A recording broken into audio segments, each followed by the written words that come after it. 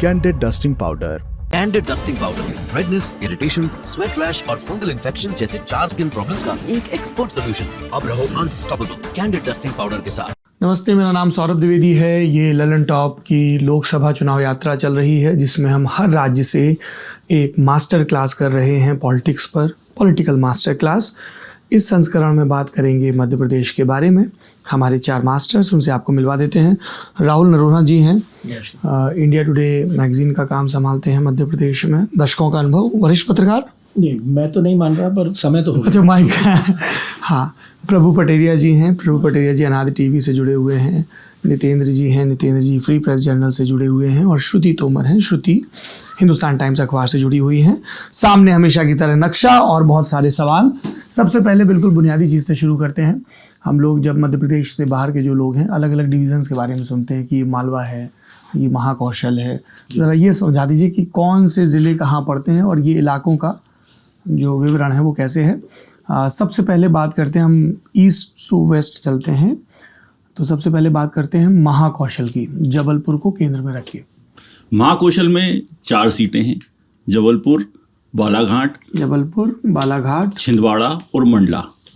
इन चारों में चुनाव हो चुका है। और मंडला, इन चारों में नहीं, जिले के हिसाब से बताइए। जब आप कहते हैं महाकौशल, तो इसको महाकौशल क्यों कहते हैं और इसमें कौन कौन से भौगोलिक दृष्टि से कौन कौन से इलाके आते हैं? अनूपपुर महाकौशल है क्या? शहडोल महाकौशल है क्या? अनूपपुर शहडोल जो है वो विंध्य का इलाका कहलाता है। तो विंध्य के इलाके में जो है, जहाँ से हम शुरू करते हैं नक्शे को, वो विंध्य का इलाका है। रीवा, सतना, जिसमें रीवा, सतना, सीधी, शहडोल ये लोकसभा की सीटें। इसके अलावा जो अनूपपुर का इलाका है, उमरिया का इलाका है, जहाँ बांधवगढ़ नेशनल पार्क आता है, ये सारा बांधवगढ़ नेशनल पार्क विंध्य का इलाका कहलाता है। अच्छा, सिंगरौली भी उसी में आता है? सिंगरौली भी उसी में आता है। सिंगरौली सीधी लोकसभा के अंतर्गत आता है, उसी क्षेत्र में आता है। तो ये पहले हम जिले समझ लेते हैं, लोकसभा में फिर आएंगे। ये पूरा विंध्य का इलाका, ये विंध्य का इलाका है। विंध्य के इलाके से जब हम आगे बढ़ते हैं तो हम महाकौशल के इलाके में आ जाते हैं। ये महाकौशल है। महाकौशल जहाँ से मां नर्मदा जो है वो निकलती है अमरकंटक से जी। कहाँ पे है अमरकंटक? इस क्षेत्र में जो है अनूपपुर में है अमरकंटक। और उसके बाद नर्मदा जो है वो आपको भेड़ाघाट जो है वो जबलपुर में है जी। जबलपुर है, उसमें बालाघाट है, छिंदवाड़ा जिला है, सिवनी जिला है। ये सारे जो है वो महाकौशल में आते हैं। मंडला, बालाघाट, छिंदवाड़ा, नरसिंहपुर, जबलपुर। नरसिंहपुर का कुछ हिस्सा जो है उसको महाकौशल में माना जाता है और कुछ हिस्सा जो है उसको जो है वो मध्य भारत में भी आ जाता है। वैसे नरसिंहपुर जो है वो होशंगाबाद जो संसदीय क्षेत्र है उसमें आता है। उमरिया और डिंडोरी भी? उमरिया डिंडोरी जो है उसके हिस्से में उमरिया विंध्य में आता है। नहीं, राहुल कुछ बताना चाहता है? जी, थोड़ा सा मध्य प्रदेश को समझाने के लिए आपके दर्शकों को मैं इतिहास में ले चलता हूँ। 1956 में मध्य प्रदेश जब क्रिएट हुआ, उससे छत्तीसगढ़ बाद में कट गया है। लेकिन जो अब मध्य प्रदेश बचा है, ये कैसे बना? ये बना विंध्य, जो एक प्रिंसली स्टेट था, रीवा हेडक्वार्टर्स था। उसके अलावा बुंदेलखंड, यहाँ भी प्रिंसली स्टेट्स थे, पन्ना, नागौद वगैरह वगैरह, बिजावर, ग्वालियर, चंबल का एरिया जो लार्जली ग्वालियर स्टेट थी, जो मालवा के रीजन तक एक्सटेंड करती थी। उज्जैन भी उसमें आता था। इंदौर स्टेट, ग्वालियर और इंदौर को जोड़ के मध्य भारत नाम का एक स्टेट बनाया गया।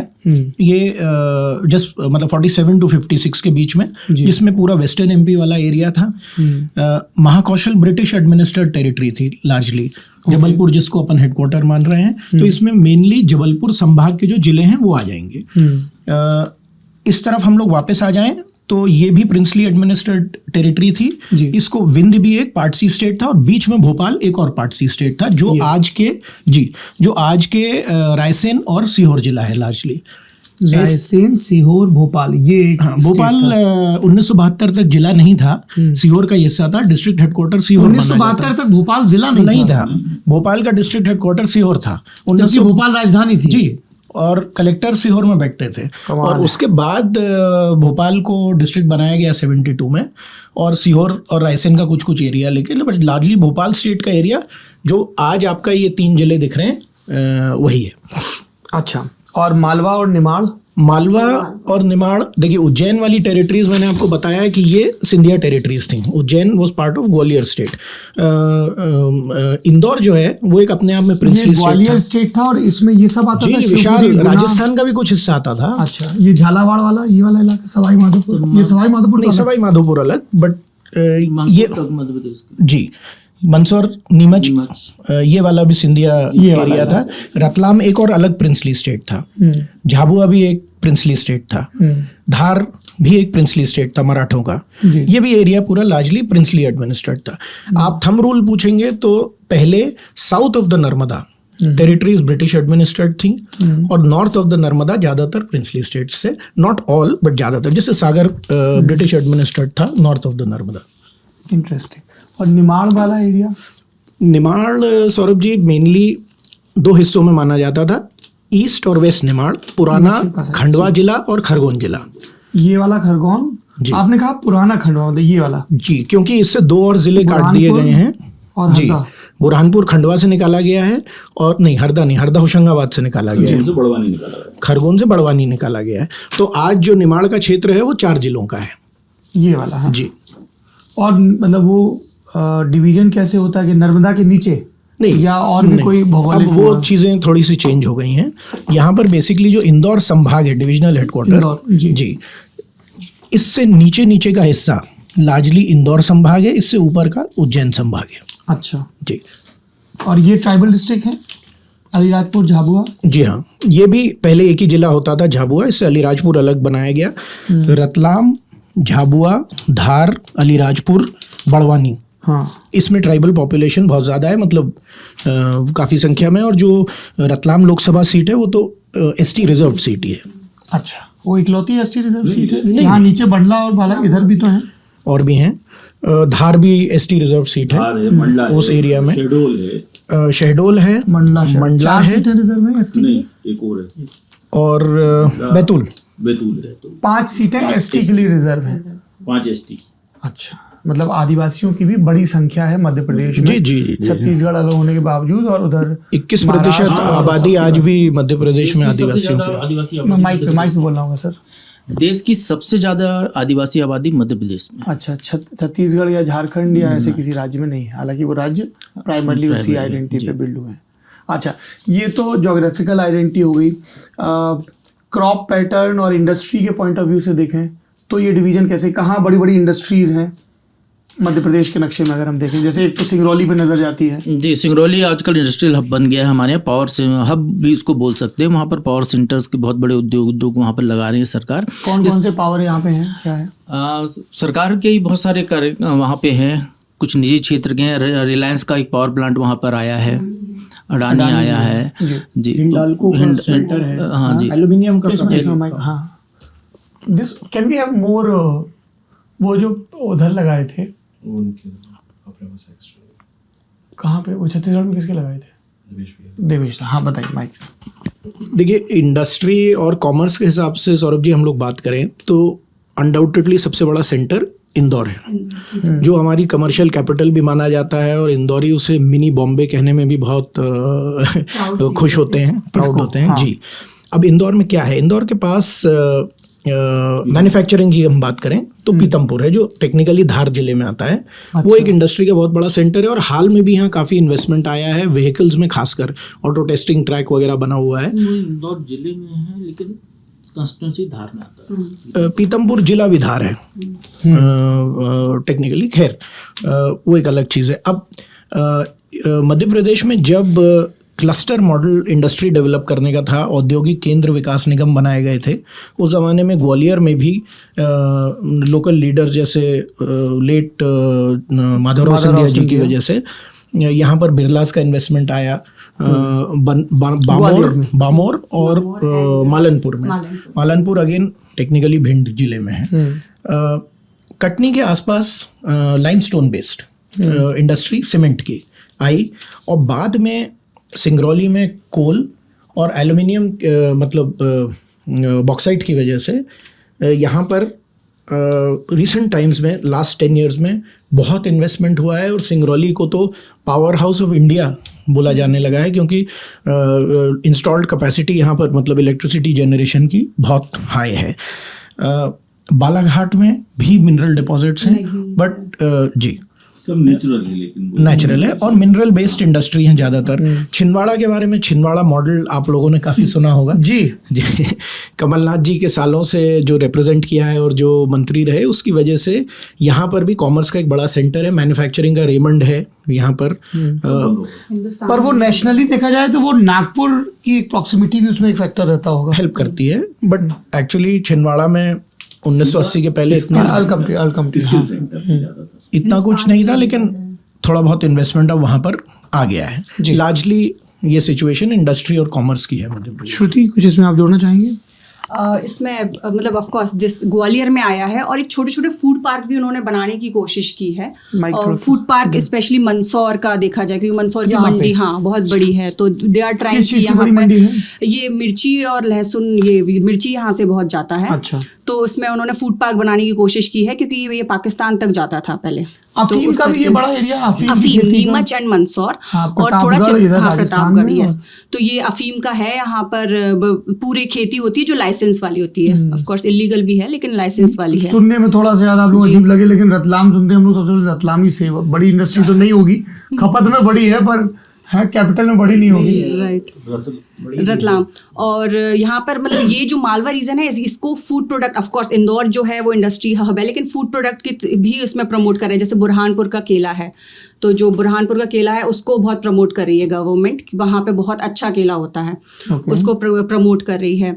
और पास में भुसावल भी, जहाँ की केला मंडी बहुत मशहूर है, हाँ जी महाराष्ट्र में। जी, उसका उसी का इम्पैक्ट है कि वो वहाँ पर उस तरीके का है। बाकी ये मंदसौर की मंडी है जो सबसे बड़ी मंडी है, ये लाइमलाइट में आई थी 2017 में, जब फार्मर्स प्रोटेस्ट हुआ था। तो पूरा जो अनियन और लहसुन को लेकर हुआ था, 6 की डेथ भी हुई थी यहाँ पर। तो अच्छा, यहाँ और पे फार्म इश्यूज सबसे ज्यादा हमेशा मालवा के ही रहते हैं।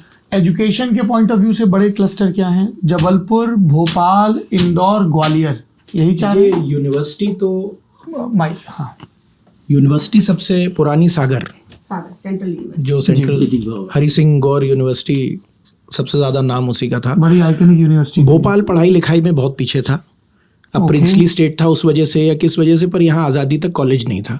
प्रिंसली स्टेट्स में सबसे प्रोग्रेसिव ग्वालियर था, जहाँ पर कॉलेज भी थे और पढ़ाई लिखाई का एक कल्चर भी था। एक सागर और एक ग्वालियर। जी, ये सागर ब्रिटिश एडमिनिस्ट्रेड टेरिटरी थी, ये प्रिंसली इंडिया का हिस्सा था, लेकिन यहाँ पर भी हायर एजुकेशन के ऑप्शंस थे ग्वालियर में। जी।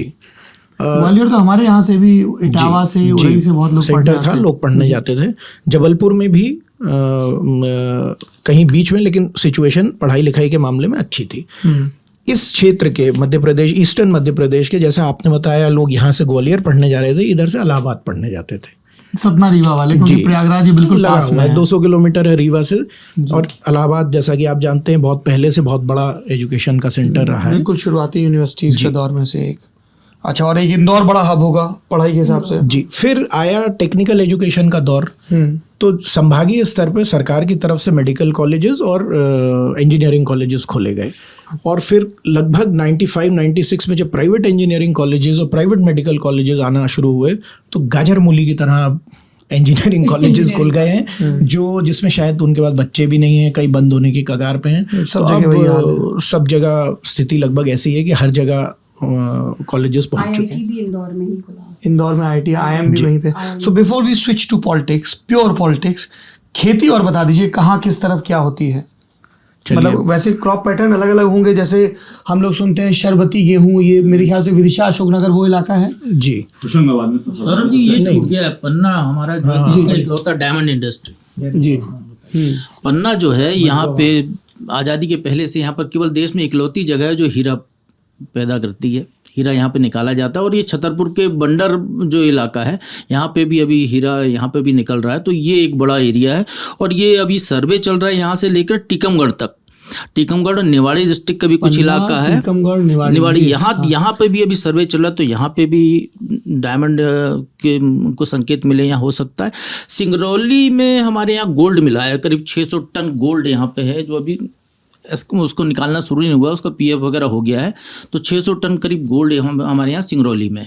वाह, कितना अच्छा लग रहा है सुनने में जी। है बस ये समृद्धि है नीचे तक वो हो। अच्छा, मशहूर जगहों के हिसाब से जैसे भेड़ाघाट हम लोग खूब मार्बल रॉक का जिक्र सुनते हैं, वो हो गया जबलपुर में। नेशनल पार्क कहाँ कहाँ है मशहूर? आप एक सेकंड, आप पहले खेती का पूछ रहे थे जी, तो वापस उन्होंने चलें? चूंकि पन्ना का जिक्र किया तो मैंने कहा पहले मशहूर जगह अच्छा कर चलिए, लें। मशहूर जगह थोड़ा आदमी कनेक्ट करने लगता नहीं है नहीं, ना। बिल्कुल बिल्कुल। तो हमारे यहाँ 7 टाइगर रिजर्व हैं। जी 7। 7 और पन्ना तो खुद एक टाइगर रिजर्व है, जी। और उसके बाद सतपुड़ा है, सतपुड़ा कहाँ पे है? होशंगाबाद जिले में, और उसका थोड़ा सा हिस्सा बैतूल जिले में आता है। ये रहा नर्मदापुरम, सॉरी अब नाम बदल गया है, नर्मदापुरम हो गया है। अच्छा, पर जिले का नाम होशंगाबाद से बदल के जी, नर्मदापुरम सबसे हो गया। पहले संभाग का नाम नर्मदापुरम किया गया, फिर जिले का भी कर दिया अच्छा। गया, तो अब वो नर्मदापुरम ही हो गया है। कान्हा और बांधवगढ़ सबसे आइकॉनिक नेशनल पार्क्स हमारे जो हैं। ये यहाँ छिंदवाड़ा वाले एरिया में पेच है यहाँ तो? नहीं, यहाँ पेंच है, छिंदवाड़ा और सिवनी जिले में पेंच है, बालाघाट और मंडला जिले में कान्हा है, और बांधवगढ़ जो है उमरिया जिले में। कान्हा, पेच, बांधवगढ़ तो जी। बहुत पास है। आसपास है। इसमें कॉरिडोर बनाने की भी कोशिश की जा रही है, जिससे कि जीन पूल एक्सचेंज होता रहे। और वो चीता कहाँ है? चीता यहाँ है यहाँ पे संजय डोगरी जी, यहाँ पे? 7वां, सौरभ जी 7वां जो टाइगर रिजर्व है वो सीधी संजय डोगरी। Sanjay Dubri tiger reserve. अच्छा, जी, ठीक है। और ये कूनो, ये शिवपुर जिले में, कहाँ पे जहाँ है कूनो? श्योपुर जिले में। ये इन दोनों के बीच में, इन दोनों के बीच में? शिवपुरी और श्योपुर के पास। शिवपुरी और यहाँ है लगभग जाखदा, बरगांव, इस एरिया में? जी। जहाँ चीता आया जिसे देखने कोई नहीं जा रहा। इधर इस तरफ कोई, या इस तरफ सब खेती बिल्कुल बराबर हो गई सब? अब आ रहा है कि चीता दोबारा मंदसौर जी, में, दोबारा से। दूसरा है गांधी सागर। हाँ, मैं पकड़ लेता हूँ माइक तो इजिली स्मूथ है जी। गांधी सागर में, अब मंदसौर में चीता का जो सेकंड हाउस है जो अक्रॉस द नेशन में उन्होंने बनाया है, तो वो मंदसौर में बनाया है। यहाँ पे काफी प्रोटेस्ट भी हो रहा है इस चीज को लेकर, लेकिन अब जो दूसरा घर जो सुटेबल है उनके लिए, तो वो मंदसौर में लेकर आ रहे हैं। फॉरेस्ट कवर जो है लार्जली ईस्टर्न मध्य प्रदेश में ज़्यादा है, तो हमारे पुराने टाइगर रिजर्व मतलब नेशनल पार्क्स जो हैं वो इसी क्षेत्र में हैं। उस एरिया में कुछ सेंचुरीज हैं वेस्टर्न एमपी में, पर फॉरेस्ट कवर हाई और वाइल्ड लाइफ कम होने की वजह से उतना ज़्यादा वहाँ पर नहीं। बट जैसा श्रुति बता रही थी कि मंदसौर में अब चीता एक सेंचुरी में लाया जा रहा है, सेकंड होम उसका वही होगा। ये माहेश्वर है देवी अहिल्या की राजधानी जी है। उज्जैन में हो गया महाकाल जी है ना, रिलीजियस और उसके पॉइंट ऑफ व्यू से। यहाँ मैहर देवी होगा सतना में जी, खंडवा में ओंकारेश्वर, खंडवा में ज्योतिर्लिंग खंडवा इधर नीचे मिलेगा। जी, खंडवा में ओंकारेश्वर, ये भी एक ज्योतिर्लिंग है। एक उज्जैन में महाकाल और 108 फीट लॉन्ग वो बन रहा है, बन रहा है। शंकराचार्य का, आदि शंकराचार्य आदि की जो मूर्ति शंकराचार्य बन का रही है। मूर्ति बन गया है। यहीं पे उनका और मंडन मिश्र का शास्त्रार्थ हुआ था, मंडला में। मंडला में हुआ था वो। यहाँ उनको शंकराचार्य ने ज्ञान प्राप्त किया था। यहाँ उन्होंने साधना की थी 12 साल, और नर्मदाष्टक जो है उनने यहीं पे लिखा था ओंकारेश्वर में, नर्मदा के किनारे, जिसको तो देव पाद पंकजम नमामि देवी नर्मदे, जो नर्मदाष्टक है जिसको सभी लोग नर्मदा जयंती पर याद करते हैं, पढ़ते हैं, वो उनने यहीं पर सृजन किया था उसका। सौरभ जी, ये जो अभी बता रहे थे एक राम राजा मंदिर है यहाँ पे, ओरछा। प्रधानमंत्री अभी दमोह आए थे तो उन्होंने यहाँ की बात की थी, बुंदेलखंड को साधने के लिए राम राजा सरकार की, जहाँ ये कहते हैं कि ओरछा में राम पूरे दिन रहते हैं और अयोध्या में रात बिताने को चले जाते हैं। अयोध्या में राम बाल रूप में है, ओरछा में राजा के रूप में इनको आज भी सलामी दी जाती है। और हुआ ये कि जो वहाँ की रानी थे गणेश कुंवारी, वो जब उनके पति जो है कृष्ण भक्त थे, रानी राम भक्त थी, दोनों में कुछ बहस हुई पति और उनके बीच में। तो पति ने कहा यदि राम आ जाते हैं तुम ले आओगी तो मैं भी राम भक्त हो जाऊंगा। तो रानी ने भगवान से प्रार्थना करके अयोध्या गई, और अयोध्या में उन्होंने साधना की, तो उनको ये सपने में दर्शन मिला कि वो जब सरयू नदी में स्नान करेंगी तो भगवान उनको आ जाएंगे। लेकिन उन्होंने एक शर्त रखी थी, केवल पुष्य नक्षत्र में चलेंगे और पैदल चलेंगे, गोद में चलेंगे। तो कई महीनों में वो लेकर आई। जब रानी को भगवान की मूर्ति मिली तो रानी ने ओरछा संदेश भेजा, तो राजा ने उनके लिए मंदिर बनवाना शुरू किया। रानी पुष्य नक्षत्र में ही केवल चलती थी और लेकर उनको आई कई महीनों बाद। तब तक मंदिर बनकर तैयार हुआ था, थोड़ा सा शिखर का काम बाकी था। तो रानी ने अपने महल की रसोई में मूर्ति को रख दिया। रसोई में सबसे पवित्र जगह बुंदेलखंड में रसोई को माना जाता है। और उसके बाद ये कहते हैं कि वहाँ से जो है भगवान उठे नहीं, तो वही जो ओरछा का जो राम राजा मंदिर और जो नया मंदिर बना था वहाँ पर भगवान कृष्ण को बैठाया गया है। और उस मंदिर भी बड़ा सुंदर बना है। उस मंदिर की विशेषता ये है कि जो महल है उस महल में जो रानी का जो कमरा है, उस कमरे से खिड़की से यदि रानी देखेंगी तो सीधे गर्भगृह में भगवान के दर्शन होंगे। इस तरीके का वो मंदिर बनाया गया था, लेकिन संयोग ऐसा रहा कि भगवान वहाँ पर बैठ नहीं पाए। कुल जमा बात ये है कि हमारी ये बुंदेलखंड की बड़ी खूबसूरत जगह है ओरछा, बेतवा नदी बहती है यहाँ पे, आपको 150 साल बाद गिद्ध दिखेंगे, वल्चर्स दिखेंगे, हैं 150 साल बाद। लेकिन दतिया का मंदिर वहाँ पे जो राजाशाही जमाने का जो पुल था हाथी निकलने का, अभी तक गाड़ियां उसी पे चला करती थी, और चूंकि फॉरेस्ट एरिया है तो उसकी भी रोक थी, और बड़े मुश्किल में वो दूर हुई है। और अब वहाँ पर जो है ओरछा जो बन रहा था काफी दिनों से, वो काफी बन दिनों गया से है। वो अब बन गया है। करीब 150 साल बाद वहाँ पे नया पुल बन गया है। जी आप बोल रहे हैं हाँ बेतवा और जामनी दोनों पे बना। इसके अलावा दतिया में दतिया में बगलामुखी देवी का शक्तिपीठ है, जहाँ लगभग पूरे देश से जो है वो लोग आते हैं। और ऐसे ही एक शक्तिपीठ आगर जिले में बना हुआ है, नलखेड़ा में, आगर में। सौरभ जी, दतिया का भी अपना इतिहास है। जब भारत शायद चीन के साथ युद्ध हुआ था या पाकिस्तान के साथ युद्ध हुआ, तो यहाँ पे जो है उस युद्ध में जब भारत हार रहा था तो यहाँ पे यज्ञ किया गया, और उस यज्ञ के बाद युद्ध विराम हो गया था। ऐसी मान्यता है वहाँ पर जी। और यहाँ पर साधक जो है, बहुत सारे साधक आते हैं, तंत्र साधना वाले बहुत आते हैं यहाँ बहुत पे। बड़ा हाँ, इलाका ये है। हमने भी सुना है। ठीक है, अब खेती के हिसाब से जरा बताएं। ओरछा, एक आखिरी चीज कहना चाहूंगा, ओरछा दोस्ती की भी मिसाल है, बीर सिंह बुंदेला और जहांगीर की दोस्ती की। इसलिए वो जहांगीर महल अभी भी बना हुआ है। वो जहांगीर के विजिट के पहले ही बनाया गया था। और जो आपने वो कहानी सुनी होगी कि अबुल फजल जो जहांगीर के सक्सेशन को अपोज कर रहे थे और उनका सर तश्तरी में पेश किया गया, इस किस्म का एक लेजेंड है। क्योंकि वो जहांगीर के विरोधी माने जा रहे थे और उनके मित्र बीर सिंह बुंदेला ने उनके लिए ये किया। अच्छा जी, खेती के हिसाब से बताएं सर पटेरिया जी। खेती के हिसाब से हमारा सबसे रिच तो ये होशंगाबाद, मतलब जो नर्मदापुरम वाला इलाका है, ये जो है पंजाब को मात दे रहा है गेहूं उत्पादन में। अच्छा, हाँ, यहाँ पे जो है हमारे कृषि अनुसंधान केंद्र है नर्मदापुरम में, जहाँ गेहूं की ही 150-200 प्रकार की किस्में वहाँ पे बीज रखे हुए हैं। होशंगाबाद, हरदा और रायसेन, ये बेल्ट जो हमारा बहुत अच्छा है। बेसिकली मालवा में कभी सोयाबीन बहुत ज्यादा हुआ करता था। अब मालवा, जैसा अभी श्रुति ने बताया, मंदसौर, यहाँ का लहसुन एक्सपोर्ट होता है, इससे अच्छा लहसुन कहीं नहीं होता। निमाड़ की मिर्च जो हमारी जो है पूरी दुनिया भर में जाती है, मसाले यहाँ से जाते हैं। कपास भी है, कपास भी कुछ एरिया में होता है। और यहाँ पे अफीम की तो खेती होती है, जो दवाइयों में भी इस्तेमाल होती है और दीगर भी इस्तेमाल होती है। दीगर इस्तेमाल करके पहुंच लिया है ना। शाहजहाँपुर वाला जो ब्लॉक है हमारा, ये यहाँ पे आजकल संतरे और केले की भी खेती होने लगी है। ये बहुत बड़ा हब बन गया संतरे का। वैसे तो हमारे यहाँ जो ये खंडवा बुरहानपुर तक चले, हमारे खंडवा बुरहानपुर तक से जो है संतरे की खेती होती है। बालाघाट में बहुत संतरे की खेती होती है, नागपुर से लगा हुआ जो वहाँ संतरे की खेती होती है। इसके अलावा अब मध्य प्रदेश धान में भी आगे बढ़ रहा है। अभी तक मध्य प्रदेश के छत्तीसगढ़ को ही धान को लेके माना जाता था, लेकिन अब मध्य प्रदेश के कई एरिया जो हैं उनमें धान की खेती हो रही है। हरदा, होशंगाबाद एरिया में मूंग की बहुत बड़ी खेती हो रही है। अच्छा, हाँ, मूंग भी मध्य प्रदेश में हो रही है।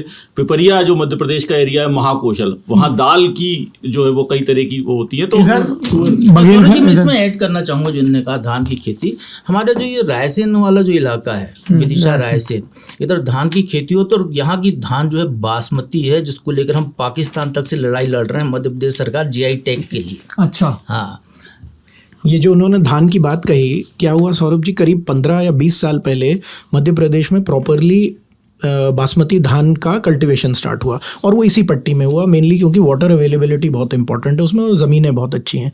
इसकी लड़ाई जो आप पाकिस्तान से कह रहे हैं, पाकिस्तान से ही नहीं, 6 और स्टेट से भी मध्य प्रदेश लड़ रहा है जो हमें जीआई टैग देने को तैयार नहीं है। हालांकि इसमें ग्वालियर स्टेट डेज के 1915-1920 के दस्तावेज प्रस्तुत किए गए हैं कि उस ज़माने से बासमती उगाया जा रहा है, लेकिन वो मानने को तैयार नहीं है। तमाम जो बासमती ग्रोइंग ट्रेडिशनल एरिया हैं, जम्मू वाला एरिया जो है, उत्तराखंड है, दिल्ली है, यूपी है, ये मान नहीं रहे हैं। लेकिन ये केस चल रहा है अभी, उस पर शायद मेरे ख्याल से स्टे लगा हुआ है। आपने बताया, और यही पट्टी प्रभु जी ने मेंशन किया था, ये रायसेन की, होशंगाबाद की, हरदा की पट्टी, तवा डैम इसमें एक बहुत इंपॉर्टेंट चीज़ थी, 1970s में बना। इसकी नहर की वजह से नर्मदा पे जी, कहाँ पे? तवा नदी पे। तवा नदी एक इसकी ट्रिब्यूटरी है नर्मदा की, यही है तवा डैम। अच्छा, ये जो बड़ा सा दिख रहा है जी, इसकी नहर पूरी पिपरिया के थोड़ा आगे तक भी जाती है।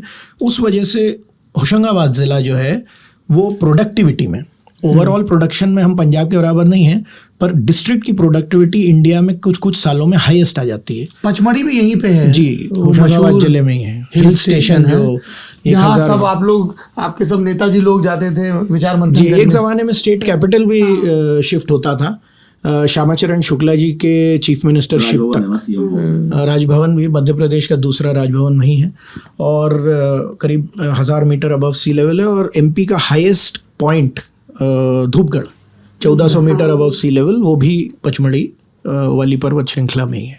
कुल मिला के ये कहा जाता है कि मध्य प्रदेश में 90% जो लोग हैं वो आज भी एग्रीकल्चर पर डिपेंड। इसीलिए मैं चाह रहा था कि पॉलिटिक्स पे आए, उसके पहले जरा समझ मतलब लें मध्य कि प्रदेश में 90% लोग या तो किसान हैं या कृषि मजदूर हैं या कहीं ना कहीं कृषि से संबंधित चीजों पर जीवन जी रहे हैं। 10% लोग ही हैं जिनकी आय के दूसरे साधन है। राहुल भाई भी जो है वो किसान है, जो है राहुल भाई भी किसान है। बताइए श्रुति। चंबल की अगर हम बात करें तो यहाँ का सरसों मस्टर्ड बहुत पॉपुलर है, जो सब जगह जाता है। यहाँ पे इंडस्ट्री है, मतलब मुरैना जो है उस एरिया में इंडस्ट्रीज हैं जी, तेल ऑयल की, मस्टर्ड ऑयल की। तो मुरैना का जो पूरा इकोनॉमी है वो मेनली मस्टर्ड पे डिपेंड करता है, और यहाँ पे मस्टर्ड और बाजरा मेनली होता है। और जो माइनर मिलेट की बात जो हमारे पीएम आजकल कर रहे हैं, तो डिंडोरी की अगर हम बात करें, डिंडोरी मंडला में, तो वहाँ पे माइनर मिलेट को बहुत प्रमोट कर रही है गवर्नमेंट, कोदू किटकी को। कोदू कुटकी, हाँ, कोर्स ग्रेन है। तो ये कोर्स ग्रेन यहाँ पे जो महिलाएं हैं उनको प्रमोट किया था महिला बाल विकास के माध्यम से, और वो उसको उगा रही हैं, आंगनवाड़ी के बच्चों को दे रही हैं, जिससे कि उनका हीमोग्लोबिन इम्प्रूव हो, उसमें बहुत सारी जो भी मिनरल्स, जो प्रोटीन्स मिनरल्स मिलते हैं उसके कारण। तो डिंडोरी मंडला एक ऐसी जगह है जहाँ से लेकर आके और ये होटल, भोपाल के होटल ताज तक सप्लाई करवा रहे हैं जो जी। तो ये पूरा इनका, देखिए हम लोगों ने इतनी मशहूर जगहों की बात की, खजुराहो बार बार छूट गया। एक लास्ट पॉइंट धान को लेके मैं करना चाहूँगा कि मध्य प्रदेश का जो ट्रेडिशनल चावल उगाने का एरिया है वो ईस्टर्न मध्य प्रदेश में था, बालाघाट, छिंदवाड़ा, छत्तीसगढ़ से लगा हुआ। जी, छत्तीसगढ़ से। यहाँ डाइट भी लोगों की वही है जी। बालाघाट का एक बड़ा फेमस चावल चिन्नौर, जिसका लेजेंड है कि तत्कालीन राष्ट्रपति राधाकृष्णन जी उनके लिए भिजवाया जाता था। उसको अभी मध्य प्रदेश सरकार ने जीआई टैग भी मेरे ख्याल से ले लिया है। तो ट्रेडिशनली चावल उगाने का एरिया ये था। बट इनकम जो मध्य प्रदेश में आप सुनते हैं 20% से ऊपर एग्रीकल्चर ग्रोथ है, इनकम में इजाफा है, ये है वो पावर हाउस एग्रीकल्चर का, जहाँ ये पट्टी है जो गेहूँ, पूसा धान। आप फ़र्क समझिए, इस साल तो खैर अभी रेट किसानों को नहीं मिला है। ये धान जो ईस्टर्न एमपी वाली ट्रेडिशनल धान है 2000 रुपये कुंटल बिकती है, ये 4000 रुपये कुंटल बिकती है। प्रोडक्टिविटी इसकी ज़्यादा है। ये एरिया तवा डैम की वजह से और बारना डैम की वजह से समर मूंग की फसल भी लेने लगा। बारना डैम कहाँ पे है? बारना डैम रायसेन जिले में है। मतलब ये आप मान के चलिए, इसमें दर्शाया नहीं गया है, पर ये बरेली के थोड़ा सा इस तरफ है। अच्छा, ठीक है।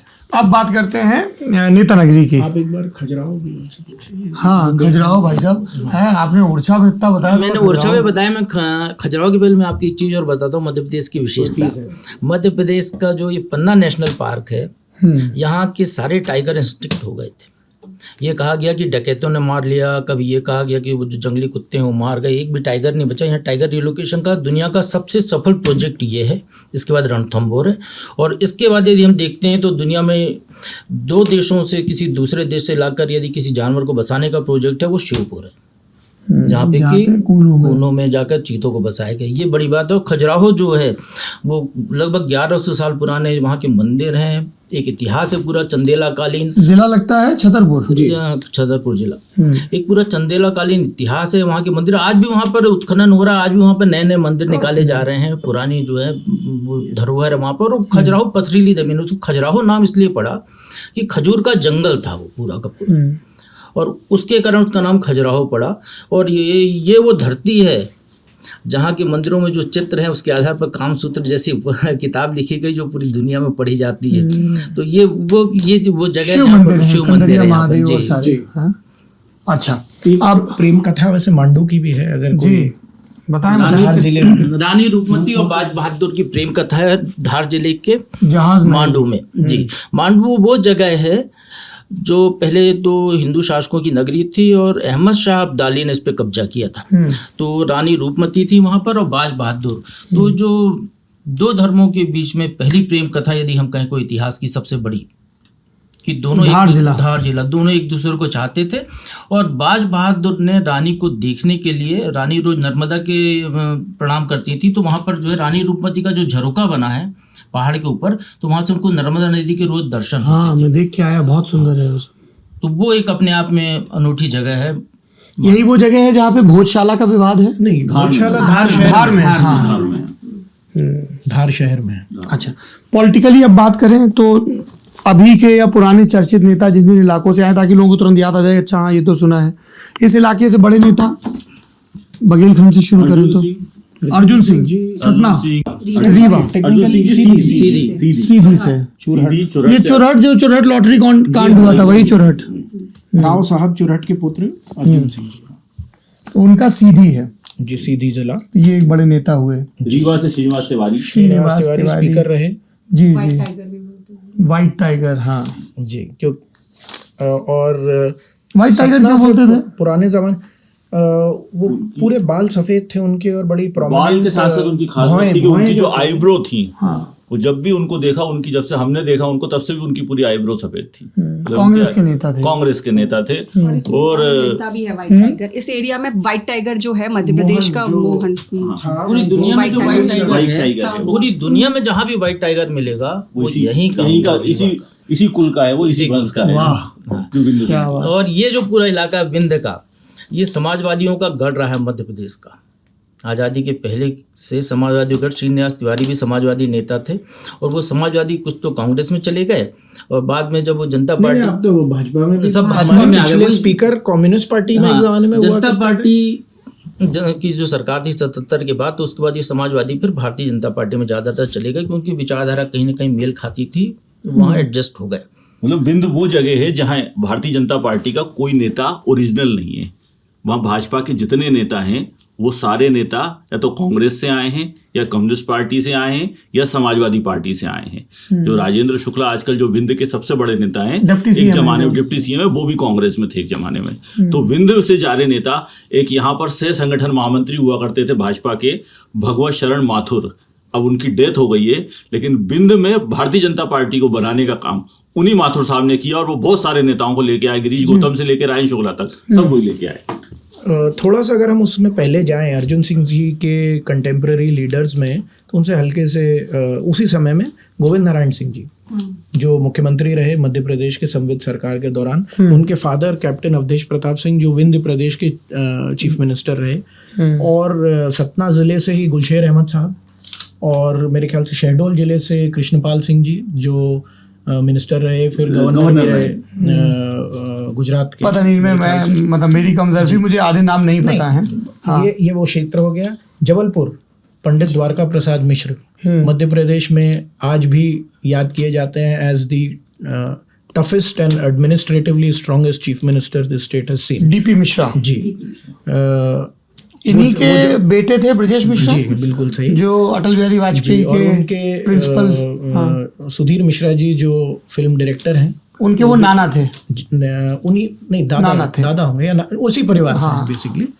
इन्हीं के कारण देश की पहली संविद सरकार बनी थी मध्य प्रदेश में। डीपी मिश्रा मुख्यमंत्री थे, उन्होंने राजमाता को लेके भरी मीटिंग में कमेंट कर दिया था, राजा महाराजाओं को लेके, बस 1967 में। उतनी सी बात पे राजमाता नाराज हुई, और उसके बाद वो जो है, उतनी सी नहीं थी नाराजगी, तो काफी दिन से बिल्ड हो रही थी, वो एक एग्जिट मिल गया। हाँ, तो उसके बाद फिर गोविंद नारायण सिंह को उन्होंने मुख्यमंत्री बनाया था। जी जी। तो डीपी मध्य प्रदेश की राजनीति में ग्वालियर अभी आ रहे हैं, वहाँ एक एक कर चल रहे हैं। तो ये हो गया, विंध्य हो गया, जबलपुर से डीबी मिश्रा बड़े नेता हुए, बड़े नेता थे। कंटेम्प्रेरी टाइम्स में छिंदवाड़ा आप लोग जानते ही हैं, छिंदवाड़ा कमलनाथ जी, कमलनाथ जी को भेजा गया था एक्चुअली। कमलनाथ जी मूलतः तो कलकत्ता और कानपुर का कनेक्शन था। 1980 में पहली बार ऐसा बताया जाता है उनके लिए एक सेफ सीट ढूंढी जा रही थी, और इमरजेंसी में भी छिंदवाड़ा कांग्रेस नहीं हारी। जब सारी सीटें हार गए थे 77 के चुनाव में, तब भी गार्गी शंकर मिश्रा जीते थे। कमलनाथ जी के आने से उनको सिवनी शिफ्ट किया गया 1980 के चुनाव में, वो फिर जीते, लेकिन उसके बाद वो चुनाव लड़े नहीं। मूलतः नागपुर के थे जी, वो भी मूलतः नागपुर के थे गार्गी शंकर मिश्रा। हाँ, और आपको ऐसा ना लगे सुन के कि मध्य प्रदेश नागपुर बहुत दूर, तो बिल्कुल बगल में ही है, छिंदवाड़ा के बिल्कुल बगल में। हमारी पुरानी राजधानी थी जी, सेंट्रल इंडिया, सेंट्रल प्रोविंसेस की पुरानी राजधानी थी। होशंगाबाद जिला, इस जिले के एक गांव बाबई से शरद यादव निकले, जिनकी कुछ समय पहले मृत्यु हुई। वो जनता दल वाले शरद यादव, वो यहाँ के हैं, होशंगाबाद के। मैं और जबलपुर इंजीनियरिंग कॉलेज में पढ़ते थे। जबलपुर इंजीनियरिंग कॉलेज में पढ़े और एक बड़ा लेजेंडरी चुनाव हुआ था जस्ट बिफोर इमरजेंसी 1975 में बाई इलेक्शन था, जिसमें वो विपक्ष के साझा उम्मीदवार थे और छात्र नेता थे, जीते थे और उन्होंने रवि मोहन जी को हराया था जो कांग्रेस कैंडिडेट थे, जिनकी फैमिली बहुत प्रोमिनेंट कांग्रेस लीडर्स की थी। क्या जर्नी होती, देखिए होशंगाबाद के नेता यहाँ लड़े, यूपी में, बिहार नहीं, उसके पहले यूपी लड़े गए, बिल्कुल फिर बिहार गए, कहाँ मधेपुरा और कहाँ लड़े, जाके जीते हारे। बिल्कुल सही बात है। इस तरफ और थोड़ा सा हम चलें तो सीहोर आ गया, जहाँ के शिवराज सिंह जी हैं। अच्छा। उनका गांव नर्मदा के किनारे जैत सीहोर जिले में आता है। बुधनी इलाका भी। शिवराज सिंह जी तो राजनीति में बाद में आए। एक्चुअली मध्य प्रदेश में भारतीय जनता पार्टी की राजनीति में राजमाता सिंधिया जो है वो ग्वालियर से हैं। उसके बाद अटल बिहारी वाजपेयी यूपी के भले ही हो, लेकिन उनका कार्य क्षेत्र जो है वो ग्वालियर है। 1971 में ग्वालियर से वो एक बार चुनाव जीते, ग्वालियर में पढ़ाई की। 1984 में माधवराव सिंधिया ने उनको ग्वालियर से चुनाव हराया। तो भारतीय जनता पार्टी के जो बड़े नेता हैं अधिकांशतः, चाहे वो कुशाभाऊ ठाकरे हों, वो वजह है वो यहाँ बटेश्वर बाग के थे आगरा के पास, तो वो नियरेस्ट बड़ा सेंटर अगर आगरा नहीं जा रहा आदमी तो ग्वालियर था। तो अटल बिहारी वाजपेयी ग्वालियर से, धार से कुशाभाऊ ठाकरे, ग्वालियर से राजमाता सिंधिया। तो भारतीय जनता पार्टी। सुंदरलाल पटवा कहाँ से थे? सुंदरलाल पटवा नीमच। अच्छा। उस समय मंसूर जिला हुआ करता था। कैलाश जोशी देवास। और कैलाश जोशी जो है देवास जिले के बागली के। बाद में भोपाल से सांसद रहे कई बार, सीएम रहने के अलावा। जी। फिर उनके बेटे हैं वो बागी हुए, कांग्रेस चले गए, दीपक जोशी। हाँ, पटवा जी के जो दत्तक पुत्र हैं और नेफ्यू सुरेंद्र पटवा जी, वो पटवा जी की ट्रेडिशनल सीट भोजपुर से इस वक्त विधायक हैं। वो रायसेन जिले में आती है। वो रायसेन में, वो वहां से इधर आ गए। काफी मूवमेंट। और ये लोग रायपुर के थे, विद्याचरण शुक्ल, श्यामाचरण शुक्ल, ये सब लोग ओरिजिनली यूपी के थे और काफी वर्षों से, काफी समय से रायपुर के आसपास बसे। उनके फादर मध्य प्रदेश के पहले मुख्यमंत्री रहे और रविशंकर शुक्ला जी। और उसके बाद दिग्विजय सिंह, जैसा कि आप लोग जानते हैं, दिग्विजय सिंह राधौगढ़ के, राजगढ़ में, गुना में, राजगढ़ जिले में आता है जो है। लेकिन वो राजगढ़ से जो है वो सांसद रहे। और उसके बाद भाई लक्ष्मण सिंह भी, उसके भाई लक्ष्मण सिंह 4 बार राजगढ़ से सांसद रहे, 3 बार कांग्रेस से, 1 बार भाजपा से। लक्ष्मण सिंह भी 4 बार चुनाव जीते। ये राघवगढ़ की सीट है। हाँ, राजगढ़ की 2009 में आखिरी बार ये सीट जो है वो कांग्रेस ने जीती थी वहां से। और नारायण सिंह अमलाहे चुनाव जीते थे। फिर 14 और 19 में भाजपा जीती। और बड़े नेताओं में कौन है? उमा भारती टीकमगढ़ जी। हाँ। यहाँ टीकमगढ़ के पास बिल्कुल डूडा गांव है, वहाँ की पैदाइश उमा भारती। पहला चुनाव वो खजुराहो से लड़ी और हार गई थी। 84 हारी, 89 जीती। हाँ, विद्यावती चतुर्वेदी से, इंदिरा गांधी की लहर वाली। उसके बाद उन्होंने बड़ी पद यात्रा की और एक माहौल बनाया और यहाँ से फिर लगातार 4 बार जीती, 5 बार। और उसके बाद वो भोपाल आ गई। 99 का चुनाव भोपाल से लड़ी। इसी क्रम में ये चूंकि यहाँ का उनका असर था, वो 2012 में चरखारी से विधायकी लड़ी उत्तर प्रदेश में, झांसी से 2014 में सांसदी रही, 2014-19 और भोपाल तो एक केंद्र रहा। इस बेल्ट में सौरभ जी काफी एमपी और यूपी के पॉलिटिशियंस स्टेट्स चेंज करते रहते हैं। दीप नारायण यादव झांसी के जो पॉलिटिशियन है, वो इधर से इधर आ जाती हैं उनकी, जिनकी खजुराहो से कैंसिल हुआ। अभी जो बुंदेला जी लड़ रहे हैं सागर से, वो भी ललितपुर के। सुजान सिंह बुंदेला के बेटे हैं। क्या नाम है? सुजान सिंह बुंदेला। सुजान सिंह बुंदेला तो मैं जानता हूँ, झांसी सांसद उनके बेटे हैं ये। इनको गुड्डू बुंदेला कहा जाता है। गुड्डू राजा बुंदेला, क्या पूरा नाम थोड़ा सा लंबा है इनका। गुड्डू राजा बुंदेला कहा जाता है, उसी नाम से फेमस है। और ये कहाँ से लड़ रहे हैं? ये सागर से लड़ रहे हैं। किस पार्टी में? कांग्रेस पार्टी ने उनको टिकट दिया। पहली बार वो मध्य प्रदेश में आए, भोपाल में। हालांकि उनकी कुछ यहाँ पे कंस्ट्रक्शन वगैरह का वर्क चलता है, वो कुछ ठेकेदारी करते हैं। वीआईपी सीट कौन सी है बताइए? चर्चित सीट है 2024 के चुनाव में। चर्चित मतलब जहां से बड़े नेता खड़े वो चर्चित, या जो सीट टक्कर की है दोनों। श्रुति, सबसे पहले छिंदवाड़ा नकुल नाथ की सीट है। यहाँ पर बीजेपी ने इसको प्रेस्टीज इशू बना दिया है। पीएम आए, अमित शाह जी आए यहाँ के लिए रैली करने के लिए। पीएम ने बॉर्डर पे किया, होशंगाबाद में किया इसका। और अमित शाह जी आए, रात को स्टे किया अमित शाह जी ने इलेक्शन के एक दिन। बंटी साहू हैं बीजेपी के कैंडिडेट, उनकी सीडी भी आई 2-3 दिन पहले। और इसको बीजेपी ने इतना प्रेस्टीज इशू बना दिया था। कैलाश विजयवर्गीय वहां पर थे, यही एक सीट हारी थी 2019 में। और उनका टारगेट था जी, उनका टारगेट था कि 29 की 29 जीतनी है, जिसमें छिंदवाड़ा उनको जीतना था, क्योंकि ये पूरा उनका वो था। मतलब 29 जब वो लहर में नहीं जीत पाए थे 2014 की, और तो अब उनको बिल्कुल इसको यहाँ पे जीतना है। वो क्या हुआ था, मेयर कांग्रेस का था, भाजपा में आया, भाजपा फिर में चला वो गया, यही क्या हुआ? कहा क्या था, नाम यही था? कहा था विक्रम महाके। विक्रम महाके की ट्राइबल लीडर था, और जब इसको बनाया गया था, मतलब ये जो कमलनाथ जी हैं छिंदवाड़ा में, यही इसको लेकर आए थे। और जब इसको लेकर आए थे, बहुत यंग था, 34 ईयर ओल्ड था, तब उसको बहुत विरोध हुआ था उसको लेकर कि ये कोई पॉलिटिशियन नहीं है, इस तरीके का इसका दबदबा नहीं है, तो इसको मेयर क्यों बनाया जाए। तब उन्होंने कहा था ये हमारा ट्राइबल फेस है, ये हीरो बनेगा, क्योंकि ये बहुत ही मतलब फार्मर फैमिली से आता है, बहुत ही नोबल उसका वो है बैकग्राउंड। तो जब ये बना था, उसके बाद राहुल गांधी तक ने ट्वीट करके इसकी तारीफ की थी कि देखिए बिल्कुल ट्राइबल लीडर है, बिल्कुल जमीन से। वो भाजपा में आ गए, लेकिन जिस दिन वोटिंग हो रही थी वो वापस कांग्रेस में आ गए, और उन्होंने एक वीडियो रिलीज किया कि मैं समझ नहीं पा रहा था क्या करना है, और मैं चाहता हूं कि आप नकुल नाथ जी को वोट करिए। ये तो प्रकट कहानी है, अंदर की कहानी क्या है? अंदर की कहानी सौरभ जी बताई जा रही है कि मिशन छिंदवाड़ा के तहत भारतीय जनता पार्टी ने बहुत सारे कॉरपोरेटर और उस स्तर के लीडर्स को कांग्रेस से निकाल के बीजेपी में अपनी पार्टी में मिला लिया। तो वहाँ पर हाउस में कांग्रेस की माइनॉरिटी हो गई है। तो एक समय के बाद राइट टू रिकॉल के तहत मेयर की कुर्सी खतरे में हो सकती है। तो ये बताया जा रहा है कि यही सोच के आके जी वहाँ पर गए थे, लेकिन फिर उन्होंने ये सोचा कि बीजेपी में शायद वो वैल्यू मुझे नहीं मिलेगी, तो वो आ गए। और मुझे जो सुनने में आया ये है कि कमलनाथ जी ने भी उनको बहुत तवज्जो नहीं दी आने के बाद वापस।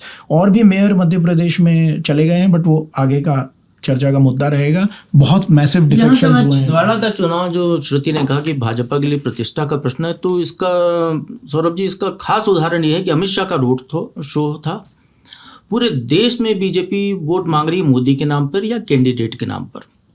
यहाँ पे जो कमलनाथ के साथी दीपक सक्सेना को लेकर आया गया, तो अमित शाह के साथ रोड शो के मंच पर उनको खड़ा किया गया और वोट मांगे गए दीपक भैया के नाम पर, मुहर लगेगी कमल पर।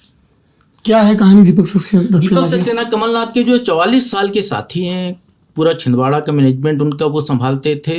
बीजेपी उनको तोड़कर अपने पास ले, उनके बेटे को तोड़ा, फिर उसके बाद वो भी आ गए, तो बीजेपी के साथ आ गए हैं। वो कहते हैं कमलनाथ यदि चुनाव लड़ेंगे तो मैं उनके साथ हूँ, कमलनाथ जी के साथ हूँ, लेकिन उनके बेटे के साथ नहीं हूँ। तो छिंदवाड़ा में जितने लोग भी बीजेपी में कांग्रेस छोड़कर, उनकी सबकी नाराजगी यदि कहीं दिखी है तो केवल नकुल नाथ के प्रति दिखी है, कमलनाथ के प्रति वो नाराज नहीं है। शायद यही मामला था कि विक्रम महाके ने इन पोलिंग वाले दिन जो है उन्होंने एक वीडियो जारी करके कांग्रेस को वोट देने की अपील कर ली थी। एक्चुअली छिंदवाड़ा की राजनीति में सारे नेता जो वहां के कांग्रेस के नेता हैं, वो सब चाहते थे कि कमलनाथ चुनाव लड़े। उन लोगों ने कमलनाथ जी से जाके कहा भी था कि कमलनाथ जी आप चुनाव लड़िए। और अभी भी जो सारे नेता जो भाजपा में आ गए उन सबका ये कहना है कि ये चुनाव क्यों नहीं लड़े, नकुल नाथ को क्यों चुनाव लड़ा दिया। वो सब नहीं चाहते थे कि नकुल नाथ चुनाव लड़े, और उसका एक कारण है कि कमलनाथ इन सारे नेताओं को साथ लेके चलते थे। इन सारे नेताओं को कमलनाथ ने ही बनाया है। नकुल नाथ के आने के बाद उन्होंने अपनी एक अलग टीम बना ली, एक नई टीम बना ली। तो पुराने जो ओल्ड गार्ड है, पुराने जो ओल्ड गार्ड है, 2018 में दीपक सक्सेना ही वही एमएलए थे जिन्होंने सीट छोड़ी थी कमलनाथ जी के लिए, जब वो सीएम के लिए निर्वाचित हो गए हुआ था। तो बाई इलेक्शन जो हुआ था उसमें दीपक सक्सेना अपनी सीट छोड़कर कमलनाथ जी को दी थी। और तब दीपक जी को बहुत आश्वासन मिले थे कि आपको एमपी का चुनाव लड़ा जाएगा, आप एमपी के लिए आप चढ़ सकते हो, मेयर के लिए आप जा सकते हो। लेकिन उनका कहना है कि उनको जितने भी प्रोमिसेस किए गए थे वो उनको फुलफिल नहीं हुए। मेयर बना दिया गया विक्रम महाके जी को, एमपी नकुल नाथ को लड़ा दिया गया। रिजर्व सीट थी। हाँ, अच्छा, एक वीआईपी सीट हो गई चर्चित सीट छिंदवाड़ा की। मंडला भी चर्चित सीट है। फग्गन सिंह कुलस्ते मंत्री, केंद्रीय मंत्री फग्गन सिंह कुलस्ते चुनाव लड़ रहे हैं, और पहली बार ये कहा जा रहा है कि फग्गन सिंह को सबसे टफ फाइट्स देखना पड़ा है, क्योंकि फग्गन सिंह अभी विधानसभा का चुनाव जो है वो हार गए थे निवास से, फिर भी उनको टिकट दिया गया। और जिन्होंने हराया वही कांग्रेस से नहीं, कांग्रेस जो जिन्होंने हराया ओंकार सिंह मरकाम, उनको हराया नहीं उन्होंने। ओंकार सिंह मरकाम डिंडोरी जिले के विधायक हैं, लेकिन उस क्षेत्र का आज की तारीख में कांग्रेस का सबसे बड़ा कोई ट्राइबल फेस है, जिसको राहुल गांधी तक, और जिसको राहुल गांधी ने दिल्ली में चुनाव समिति तक में ले रखा है, वो ओंकार सिंह मरकाम। गोंड आदिवासी हैं वो, गोंड आदिवासी हैं। और क्योंकि मैं कोरबा में था तो मैं गोंडवाना गणतंत्र परिषद की जब पॉलिटिक्स समझ रहा था, तब हीरा सिंह मरकाम का जिक्र आया था। ये 3 बार लगातार विधायक का चुनाव जीत चुके हैं। 13 में चुनाव जीते, 18 में चुनाव जीते और 23 में चुनाव जीते। तो कुलस्ते जी भी गोंड आदिवासी हैं या कोई और आदिवासी? नहीं, कुलस्ते भी गोंड है, दोनों ही गोंड आदिवासी हैं। और मंडला और डिंडोरी जो जिला है वहां पर जो जिसे कहें कि ये वाला इलाका है, ये छत्तीसगढ़ से लगा हुआ है, यहाँ गोंड आदिवासी हैं, यहाँ गोंड आदिवासी, इधर भील भिलाला है, ग्वालियर शिवपुरी के आसपास जो है यहाँ पे शहरी सहरिया मतलब मध्य प्रदेश, यहाँ सहरिया, यहाँ भील भिलाला और यहाँ गोंड। मध्य प्रदेश और में ये आदिवासी सहरिया- बहुत है, लेकिन आदिवासी भी मध्य प्रदेश में एक से आदिवासी नहीं है। अगर आप मालवा ने मार जाएंगे तो भील भिलाला है, और वो भील भिलाला और जो गोंड है और जो सहरिया है, वो सारे आदिवासियों का कल्चर, सारे आदिवासियों का रहन सहन वो पूरा अलग अलग है। ओके जी। उसी श्रृंखला में मैं मेंशन करना चाहूंगा, विंध्य क्षेत्र में कोल है, बैतूल के आसपास कोरकू है। मध्य प्रदेश में बहुत ये ट्राइब्स आदिवासी समाज जी। है। एक छिंदवाड़ा की सीट हो गई, एक मंडला की। मंडला में फिर फग्गन सिंह कुलस्ते के सामने है मरकाम, ओंकार सिंह मरकाम, ये कांग्रेस के विधायक हैं। दूसरी चर्चित सीट हो गई। इसके अलावा राजगढ़, नहीं, एक चर्चित सीट तो खजुराहो भी है ना। जहाँ प्रदेश अभी तो अध्यक्ष सबसे बड़ी चर्चित सीट इंदौर है। नहीं, मैं खजुराहो, मतलब खजुराहो बता दीजिए पहले क्या हुआ खजुराहो खजुराहो में में। जो समाजवादी पार्टी की जो प्रत्याशी है इंडिया मीरा यादव, गठबंधन में इंडिया समाजवादी गठबंधन ने पार्टी। पहले ये तय किया कि 28 सीटों पर कांग्रेस चुनाव लड़ेगी, एक सीट सपा को। जो विधानसभा का झगड़ा था वो रिजॉल्व हो गया। सपा को साथ लाने सपा का। ने प्रत्याशी घोषित करा मनोज यादव को। फिर दूसरे दिन सपा ने अपना प्रत्याशी बदल दिया। मनोज यादव भोपाल के थे, पहले उनको टिकट दिया। नेक्स्ट डे जो है वो टिकट दिया गया मीरा यादव को। मीरा यादव मध्य प्रदेश की निमाड़ी सीट से एक बार जो है वो विधायक रहे। ये बिल्कुल झांसी से लगी हुई सीट है। झांसी सपा से के एक लगी हुई नेता सीट रहे है। हैं दीप नारायण यादव। दीप नारायण यादव झांसी के रहने वाले हैं जी। और गरोठ से खुद चुनाव लड़ते थे। गरोठा। गरोठा से खुद गरोठा, चुनाव हाँ लड़ते थे। जी। अपनी पत्नी को उन्होंने निवाड़ी से लड़ाया। यादव बहुल सीट है ये। वो एक बार जीती विधायक रही यहाँ से, फिर नहीं जीत पाए।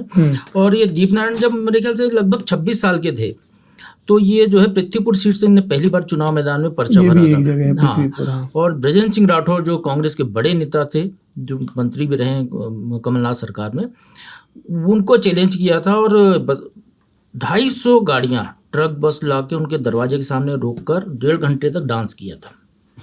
बाहुबल और बुंदेलखंड का। वो हार गया दीप नारायण। उसके बाद ये कहते हैं कि 3 साल तक जो है ब्रजेंद्र सिंह राठौर झांसी स्टेशन पे नहीं उतरे, वो ललितपुर उतरते थे या सागर उतरते थे, इधर से ऐसी अपने कहानी घर चलती है। जैसे कहा लेकिन वो पहली बार वो बाहुबली मार्केट से गायब है। फार्मर में पर्चा जब उनका कैंसिल हुआ, मीरा यादव का पर्चा मीरा कैंसिल हो यादव का गया। पर्चा कैंसिल हुआ, और वीडी शर्मा भाजपा के प्रदेश अध्यक्ष यहाँ और से उसके सांसद बाद जो है कांग्रेस और सपा दोनों ने ये कहा कि इसके खिलाफ हम कोर्ट जाएंगे, फिर विवेक तनखा साहब केस लड़ेंगे।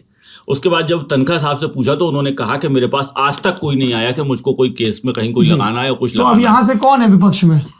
देखिए, इंडिया अलायंस के अब ऑफिशियल कैंडिडेट एक ex IAS officer RB Prajapati ji, जो all India forward bloc party, जो मेरे ख्याल से सुभाष चंद्र बोस नेताजी सुभाष चंद्र बोस ने जी, फॉरवर्ड उनकी ब्लॉक पार्टी बनाया। थी, उसके उम्मीदवार हैं। बट इस कॉन्टेस्ट को नाम की बहुत कॉन्टेस्ट serious वहाँ पर नहीं माना नंबर जा 2 पे नाम याद नहीं आ रहा मुझे, लेकिन वहां पर नंबर 2 पर बहुजन समाज पार्टी रहेगी। भले ही इंडी गठबंधन ने अपना प्रत्याशी RB प्रजापति को चुना हो, लेकिन BD शर्मा का जो मुकाबला, जिसे कहेंगे कुछ वोट अगर किसी को मिलेंगे BD शर्मा के बाद, तो वो बहुजन समाज पार्टी के प्रत्याशी को मिलेंगे। बसपा का यहाँ हम लोग देख रहे थे 2009 में जब देख रहे थे, तब रीवा से सांसद भी जीता था बसपा का, है ना।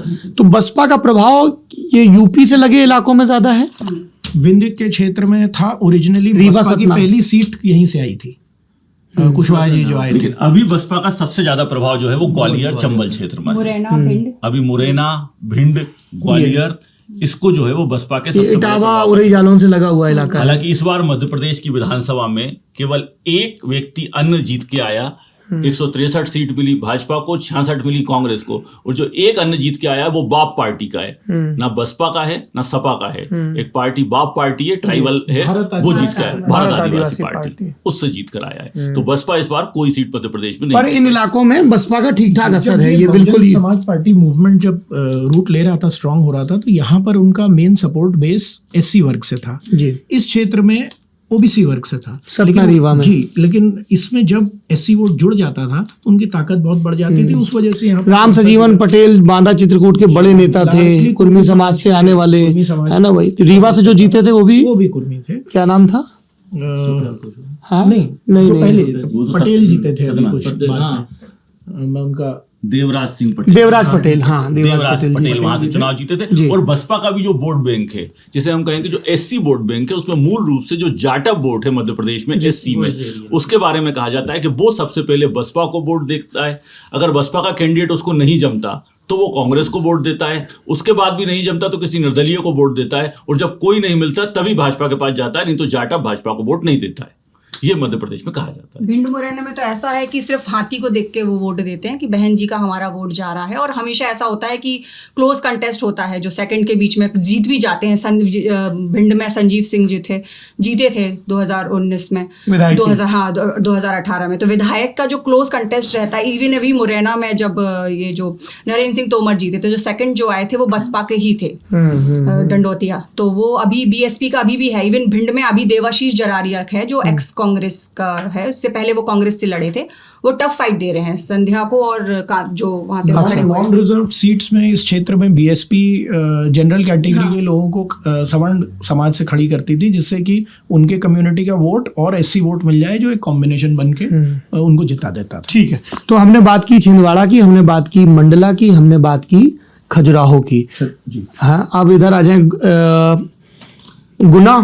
बिल्कुल, गुना है इंटरेस्टिंग, लेकिन उस एरिया में अगर एक सीट और इंटरेस्टिंग है तो वो जिसे कहें कि एक टफ फाइट में मानी जा रही, तो एक सतना सीट है जहां से विधानसभा का चुनाव हारे गणेश सिंह चुनाव लड़ रहे हैं, जिसने उनको हराया था कांग्रेस से सिद्धार्थ कुशवाहा, वो उनके खिलाफ लोकसभा का चुनाव लड़ रहे हैं। तो यहाँ पर कुर्मी वर्सेस कुशवाहा हो रहा है, कुर्मी वर्सेस कुशवाहा हो रहा है। वहां पर ब्राह्मण वोट भी बहुत हैं। बहुजन समाज पार्टी से इस सीट से जो है वो नारायण त्रिपाठी चुनाव लड़ रहे हैं, जिनका रिकॉर्ड है कि वो मध्य प्रदेश में विधानसभा का चुनाव लगभग सभी दलों से लड़ चुके हैं। सपा से, कांग्रेस से, भाजपा से, निर्दलीय केवल बहुजन समाज पार्टी बची थी, तो इस बार वो बहुजन समाज पार्टी से। ऐसा क्या है नारायण त्रिपाठी में जो सब पार्टियों से टिकट ले आते हैं?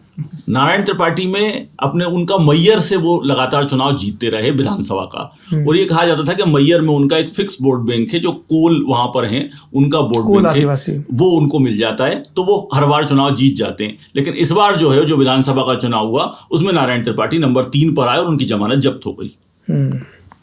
ठीक है, तो सतना हो गया। गुना का क्या है इस बार?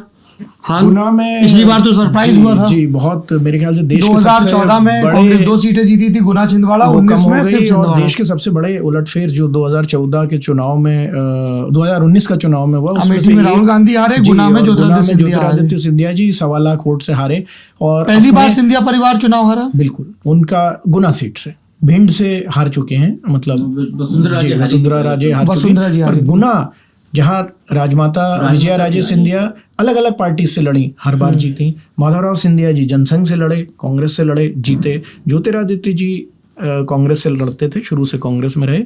2019 में वो चुनाव हारते हैं 1.25 लाख वोट से, और केपी यादव जी जिनने उन्हें हराया, वो फॉर्मरली उनके बड़े क्लोज साथी थे, जो मुंगावली के एक बाई इलेक्शन में टिकट ना मिलने की वजह से उनको छोड़ के चले गए थे। आप उस चुनाव के बारे में जानते हैं। आज वो भारतीय जनता पार्टी में वापस आके यदि आए हैं, और केपी यादव जी अगर हम 2019 के इस चुनाव की बात करें तो शायद मध्य प्रदेश में भारतीय जनता पार्टी की 2020 में जो वापस सरकार बनी, उसका कारण ही ये लोकसभा चुनाव था। यदि सिंधिया जी वो चुनाव नहीं हारते तो मध्य प्रदेश में भाजपा की सरकार वापस नहीं आती। वहीं से जब वो सिंधिया जी चुनाव हारे, और उनके सांसद प्रतिनिधि ने, जो भाजपा में जो था वो एक कांग्रेस में उनका सांसद प्रतिनिधि हुआ करता था, वो भाजपा में गया, उसने उन्हें चुनाव हरा दिया, केपी यादव ने। उसके बाद से जो है वो सिंधिया जी, ये कहा गया कि सिंधिया जी बहुत परेशान रहे क्योंकि वो कभी चुनाव हारे नहीं थे। उसी के बाद स्थिति आई कि जब राज्यसभा के चुनाव की बात आई तो उनको ये डाउट था कि कांग्रेस मुझको राज्यसभा का टिकट देगी कि नहीं देगी, ये बात चल रही थी, क्योंकि नंबर 1 पे दिग्विजय सिंह का नाम था। वहीं से स्थितियां बदली। उनके एक दोस्त जो बैंकर थे, जफर आलम जो है, वो जो जफर इस्लाम, जो दिल्ली में थे, जो भारतीय जनता पार्टी के प्रवक्ता थे, बाद में राज्यसभा में भी अब चले गए, उन्होंने उनके भारतीय जनता पार्टी से जोड़े। बड़ौदा जो राजघराना है, जहां सिंधिया जी की ससुराल है, उसने जोड़ा। तो इसकी जो शुरुआत है, जो सिंधिया जी की परेशानी थी, गुना की हार से शुरू हुई। अच्छा, ये भिंड, मुरैना, ग्वालियर, ये सब मतलब यहाँ कोई क्लोज फाइट है? हाँ, बड़े लोग इधर फाइट में इस वक्त तो नहीं, मतलब बड़े इन द सेंस कोई बहुत बड़े नामी नेता नहीं है।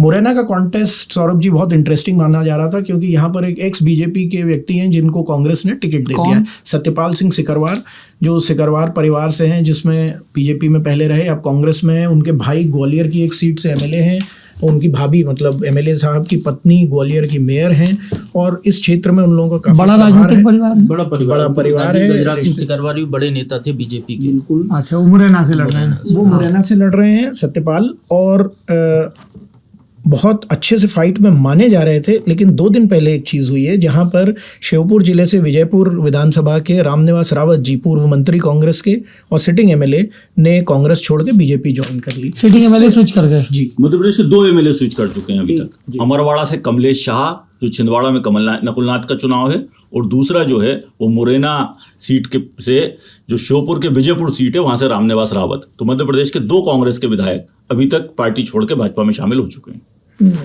पूरा जातिगत मुरैना का जो पूरा इलेक्शन है वो जाति पे आधार पर ही हो रहा है। दोनों राजपूत आप कहाँ कम्युनिटी के से रहने वाले हैं। हैं? सर मैं ग्वालियर से। हाँ, मुझे लगा इसी इलाके में कहीं से। हाँ जी।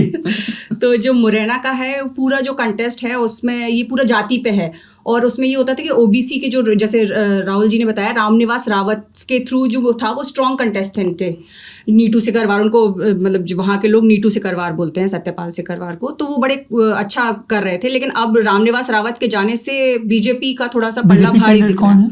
शिव मंगल सिंह तोमर, और he is very close to Narendra Singh Tomar. तो ऐसा बोला जा रहा है कि नरेंद्र सिंह तोमर ही इलेक्शन लड़ रहे हैं। मुरैना और ग्वालियर दोनों सीट पर प्रत्याशी कोई भी हो, चुनाव नरेंद्र सिंह तोमर लड़ रहे हैं। ग्वालियर से अगर बड़े नेताओं की बात कर रहे थे तो वो भी एक यहाँ के। ग्वालियर से भारत सिंह कुशवाहा और मुरैना से शिवमंगल सिंह तोमर, ये दोनों टिकट जो है वो नरेंद्र सिंह जी ने दिलाए हैं, और वही जो है वो पूरे चुनाव को जो है वो पर्दे के पीछे से संचालित क्योंकि कर रहे हैं। विधानसभा अध्यक्ष ने तो पर्दे नहीं, के अब आगे लिया। आयोग ने उनको परमिशन दे दी, सभाएं भी कर रहे हैं वो। अब उसमें एक घटना और हुई। नरेंद्र सिंह जी ने एक होली मिलन समारोह में भारत सिंह कुशवाहा को अपील की कि इनको वोट दिया जाए नरेंद्र मोदी के नाम पर, मोदी को प्रधानमंत्री बनाने के लिए। कांग्रेस ने उसकी शिकायत चुनाव आयोग में की कि ये स्पीकर होते हुए प्रचार कर रहे हैं, और उस पर चुनाव आयोग ने पूरे देश के लिए एक ये वो है कि एक फैसला किया कि स्पीकर के चुनाव में प्रचार करने पर आयोग की ओर से कोई पाबंदी नहीं है किसी भी राज्य में। किसी भी राज्य में। और उसका वो हकीकत है, स्पीकर का पद में जो चुनाव प्रचार नहीं करेगा या पार्टी की गतिविधियों में शामिल नहीं होगा, उसमें कोई लीगल बंधन नहीं है कहीं भी। एक मान्यता थी कि वो सब दलों से ऊपर हो गया है, पंच की कुर्सी पर बैठा है। आप जब विधानसभा चलाओगे वो पंच की कुर्सी पर बैठे हो, तो आपको किसी दल की बैठक में शामिल नहीं होना चाहिए। लेकिन अभी फिलहाल देखा जाए तो श्रीनिवास तिवारी जी ने इसकी शुरुआत की थी। वो कांग्रेस के कार्यक्रमों में जाते थे, फिर गिरीश गौतम भी गए कांग्रेस के कार्यक्रमों में, और अब वो मान्यता मध्य प्रदेश में समाप्त हो चुकी है। इसीलिए ग्वालियर की सीट भी जो है वो टफ फाइट में मानी जा सकती है। प्रवीण पाठक कांग्रेस से चुनाव लड़ रहे हैं, वो भी विधानसभा का चुनाव हारे थे ग्वालियर दक्षिण से। और चुनाव आने विधानसभा का, फिर भी आप कह रहे हो टफ फाइट है। फिर भी क्योंकि भारत सिंह कुशवाहा जो लड़ रहे हैं चुनाव, वो भी ग्वालियर रूरल से विधानसभा का चुनाव हारे थे। कई विधानसभा चुनाव हारे प्रत्याशियों को टिकट दिया गया है भाजपा कांग्रेस की तरफ से। जी बिल्कुल। भोपाल में आलोक शर्मा जी को दिया गया है, जो अभी विधानसभा का चुनाव हारे हैं 4 महीने पहले। मेरे ख्याल फग्गन सिंह कुलस्ते, मंडला, गणेश सिंह, भारत सिंह कुशवाहा। अच्छा, ये अगली बड़ी सीट है विदिशा। जी, विदिशा में शिवराज जी 2004 में आखिरी बार लोकसभा का चुनाव लड़े थे, अब वापस भेजे गए हैं और लड़ रहे थे 91 के बाई इलेक्शन से, जब अटल बिहारी वाजपेयी जीते उन्होंने लखनऊ विदिशा में लखनऊ रिटेन की। 5 चुनाव लगातार लड़े उन्होंने। 1991 का, 1996 का, 98, 2004। 1991 में प्रताप भानु शर्मा को हराया था उन्होंने, आज से 33 साल पहले। और एक बार फिर वही दोनों जो है कांग्रेस से प्रताप भानु शर्मा। तो यहाँ क्या मार्जिन की लड़ाई है? लार्जली यही विदिशा भारतीय जनता पार्टी के लिए एक बड़ी सेफ सीट मानी जाती है। सुषमा स्वराज भी रही हैं। जी, बड़ी इंटरेस्टिंग चीज है कि बीजेपी को देश भर में किसी को कहीं से अकोमोडेट करना हो तो वो विदिशा भेज देते हैं। रामनाथ गोयनका जी भी मेरे ख्याल से सन 71-72 के चुनाव में यहाँ से सांसद रहे हैं। ये भी चर्चा चली कि 2014 में अडवाणी जी को भी प्रस्ताव गया कि विदिशा से लड़ जाए। अटल जी भी वहां पर आए थे, सुषमा जी 2 टर्म की सांसद रह के 9 और 14। जी, एक रोचक बात और है सौरभ जी, विदिशा में जो प्रताप भानु शर्मा हैं, ये इकलौते व्यक्ति हैं जिनने विदिशा के 2 बार कांग्रेस को जिताया है। दोनों बार 2 बार ये जीते। इसके अलावा कांग्रेस विदिशा सीट ना पहले जीती ना बाद में जीती। अच्छा, ट्रेडिशनली भी एंटी कांग्रेस सीट रही है। क्या वजह है, ये क्या है विदिशा मॉडल, थोड़ा ये समझाइए। देखिए, मेरी समझ से विदिशा ग्वालियर रियासत का हिस्सा थी, तो वहाँ राजमाता का बहुत प्रभाव था, उनके क्षेत्र में वो आता था, तो उस वजह से वहां पर संघ ने नेटवर्क बिल्ड कर लिया। जनसंघ और बाद में बीजेपी का बड़ा स्ट्रॉन्ग होल्ड रहा।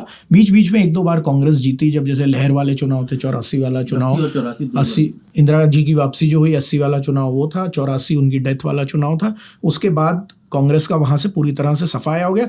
2018 के चुनाव में वेरी इंटरेस्टिंगली विदिशा विधानसभा कांग्रेस जीती, पता नहीं कितने सालों के बाद। और अब फिर वापस उनका प्रभाव वहां पर खत्म हो गया है। भोपाल की सीट, विदिशा की सीट, इंदौर की सीट, ये सारी सीटें ऐसी हैं बीजेपी की जिनको बहुत सेफ 1989 से 1984 में जो इंदिरा गांधी की हत्या हुई थी उसके बाद जो चुनाव हुआ था जिस लहर में, उसके बाद से 1989 से आज तक ये चुनाव लगातार यहाँ भारतीय जनता पार्टी जीतती आ रही है। मतलब मध्य प्रदेश में करीब 6-7 सीटें ऐसी हैं, दमोह की, इंदौर, ये सब सीटें जहां कांग्रेस जो है वो 34 और एक 35 साल हो गए हैं, यहाँ से 35 साल से कांग्रेस का सांसद नहीं चुना। भोपाल में इस बार कौन है? पिछली बार तो साध्वी प्रज्ञा थी, तो बड़ी चर्चा रही है। भोपाल में इस बार हमारे पूर्व मेयर आलोक शर्मा जी को उतारा गया है मैदान में। वो 2 बार पहले विधानसभा चुनाव अनसक्सेसफुली भोपाल नॉर्थ से लड़ चुके हैं। उनके सामने अरुण श्रीवास्तव जी हैं कांग्रेस के, जिनकी मदर जिला पंचायत अध्यक्ष हुआ करती थी दिग्विजय सिंह जी के चीफ मिनिस्टरशिप के दौरान। भोपाल भी एक वॉकओवर टाइप की सीट है, एक सिंबॉलिक लड़ाई कांग्रेस की तरफ से लड़ी जा रही है। कुछ कांग्रेस का कमिटेड वोट पिछली बार साध्वी प्रज्ञा वर्सेस दिग्विजय सिंह हुआ था। भोपाल जितनी हाई प्रोफाइल सीट 2019 के चुनाव में थी, 2024 में बीजेपी ने उसको उतना ही लो प्रोफाइल कर दिया है। आलोक शर्मा को उतारा भाजपा ने, कांग्रेस ने उतारा अरुण श्रीवास्तव को। आधे लोग भोपाल के ऐसे हैं जो ये पूछ रहे हैं, आलोक शर्मा को तो फिर भी लोग जानते हैं, मेयर रहे हैं, लेकिन कांग्रेस के प्रत्याशी को लेकर तो कई दिन तक लोग ये पूछते रहे कि अरुण श्रीवास्तव कौन है उनका कैंपेनिंग भी बहुत कम हो रहा है उस तरीके से देखा जाए। राजगढ़ में ऑफ कोर्स ये फाइट है दिग्विजय सिंह की। दिग्विजय सिंह गए हैं तो इंटरेस्टिंग बनाई है, लेकिन बीजेपी से कौन है? रोडमल नागर जी हैं जो सिटिंग एमपी हैं, वहां पर इनकम्बेंट है। लेकिन राजगढ़ का पूरा जो है वो दिग्विजय सिंह के अगेंस्ट में जा रहा है। अभी तक जो जा रहा है वो बड़ा इंटरेस्टिंगली कैंपेनिंग तो बहुत कर रहे हैं, छोटी छोटी सभाएं कर रहे हैं। उस सभाओं में जाके बोल रहे हैं कि आपको वोट मोदी, अगर आपको एक हेडपंप लगाना है, किसी उसका मैं देख रही थी उसमें वो बोल रहे थे आपको एक हेडपंप लगाना है तो मोदी जी लगाने आएंगे या मैं लगाऊंगा या रोडमल नागर जी बनाएंगे। तो उस तरीके से वो छोटे छोटे पंचायत करके, चौपाल करके वो कोशिश कर रहे हैं। लेकिन अभी जो है जैसे 18 के पहले नर्मदा पदयात्रा की थी वैसे मध्य प्रदेश के चुनाव में बड़ा इंटरेस्टिंग ये है। राजगढ़ की हम बात करें तो राजगढ़ में चुनाव जो है वो राजा वर्सेस कमल हो रहा है। वहां रोडमल नागर चुनाव में नहीं है।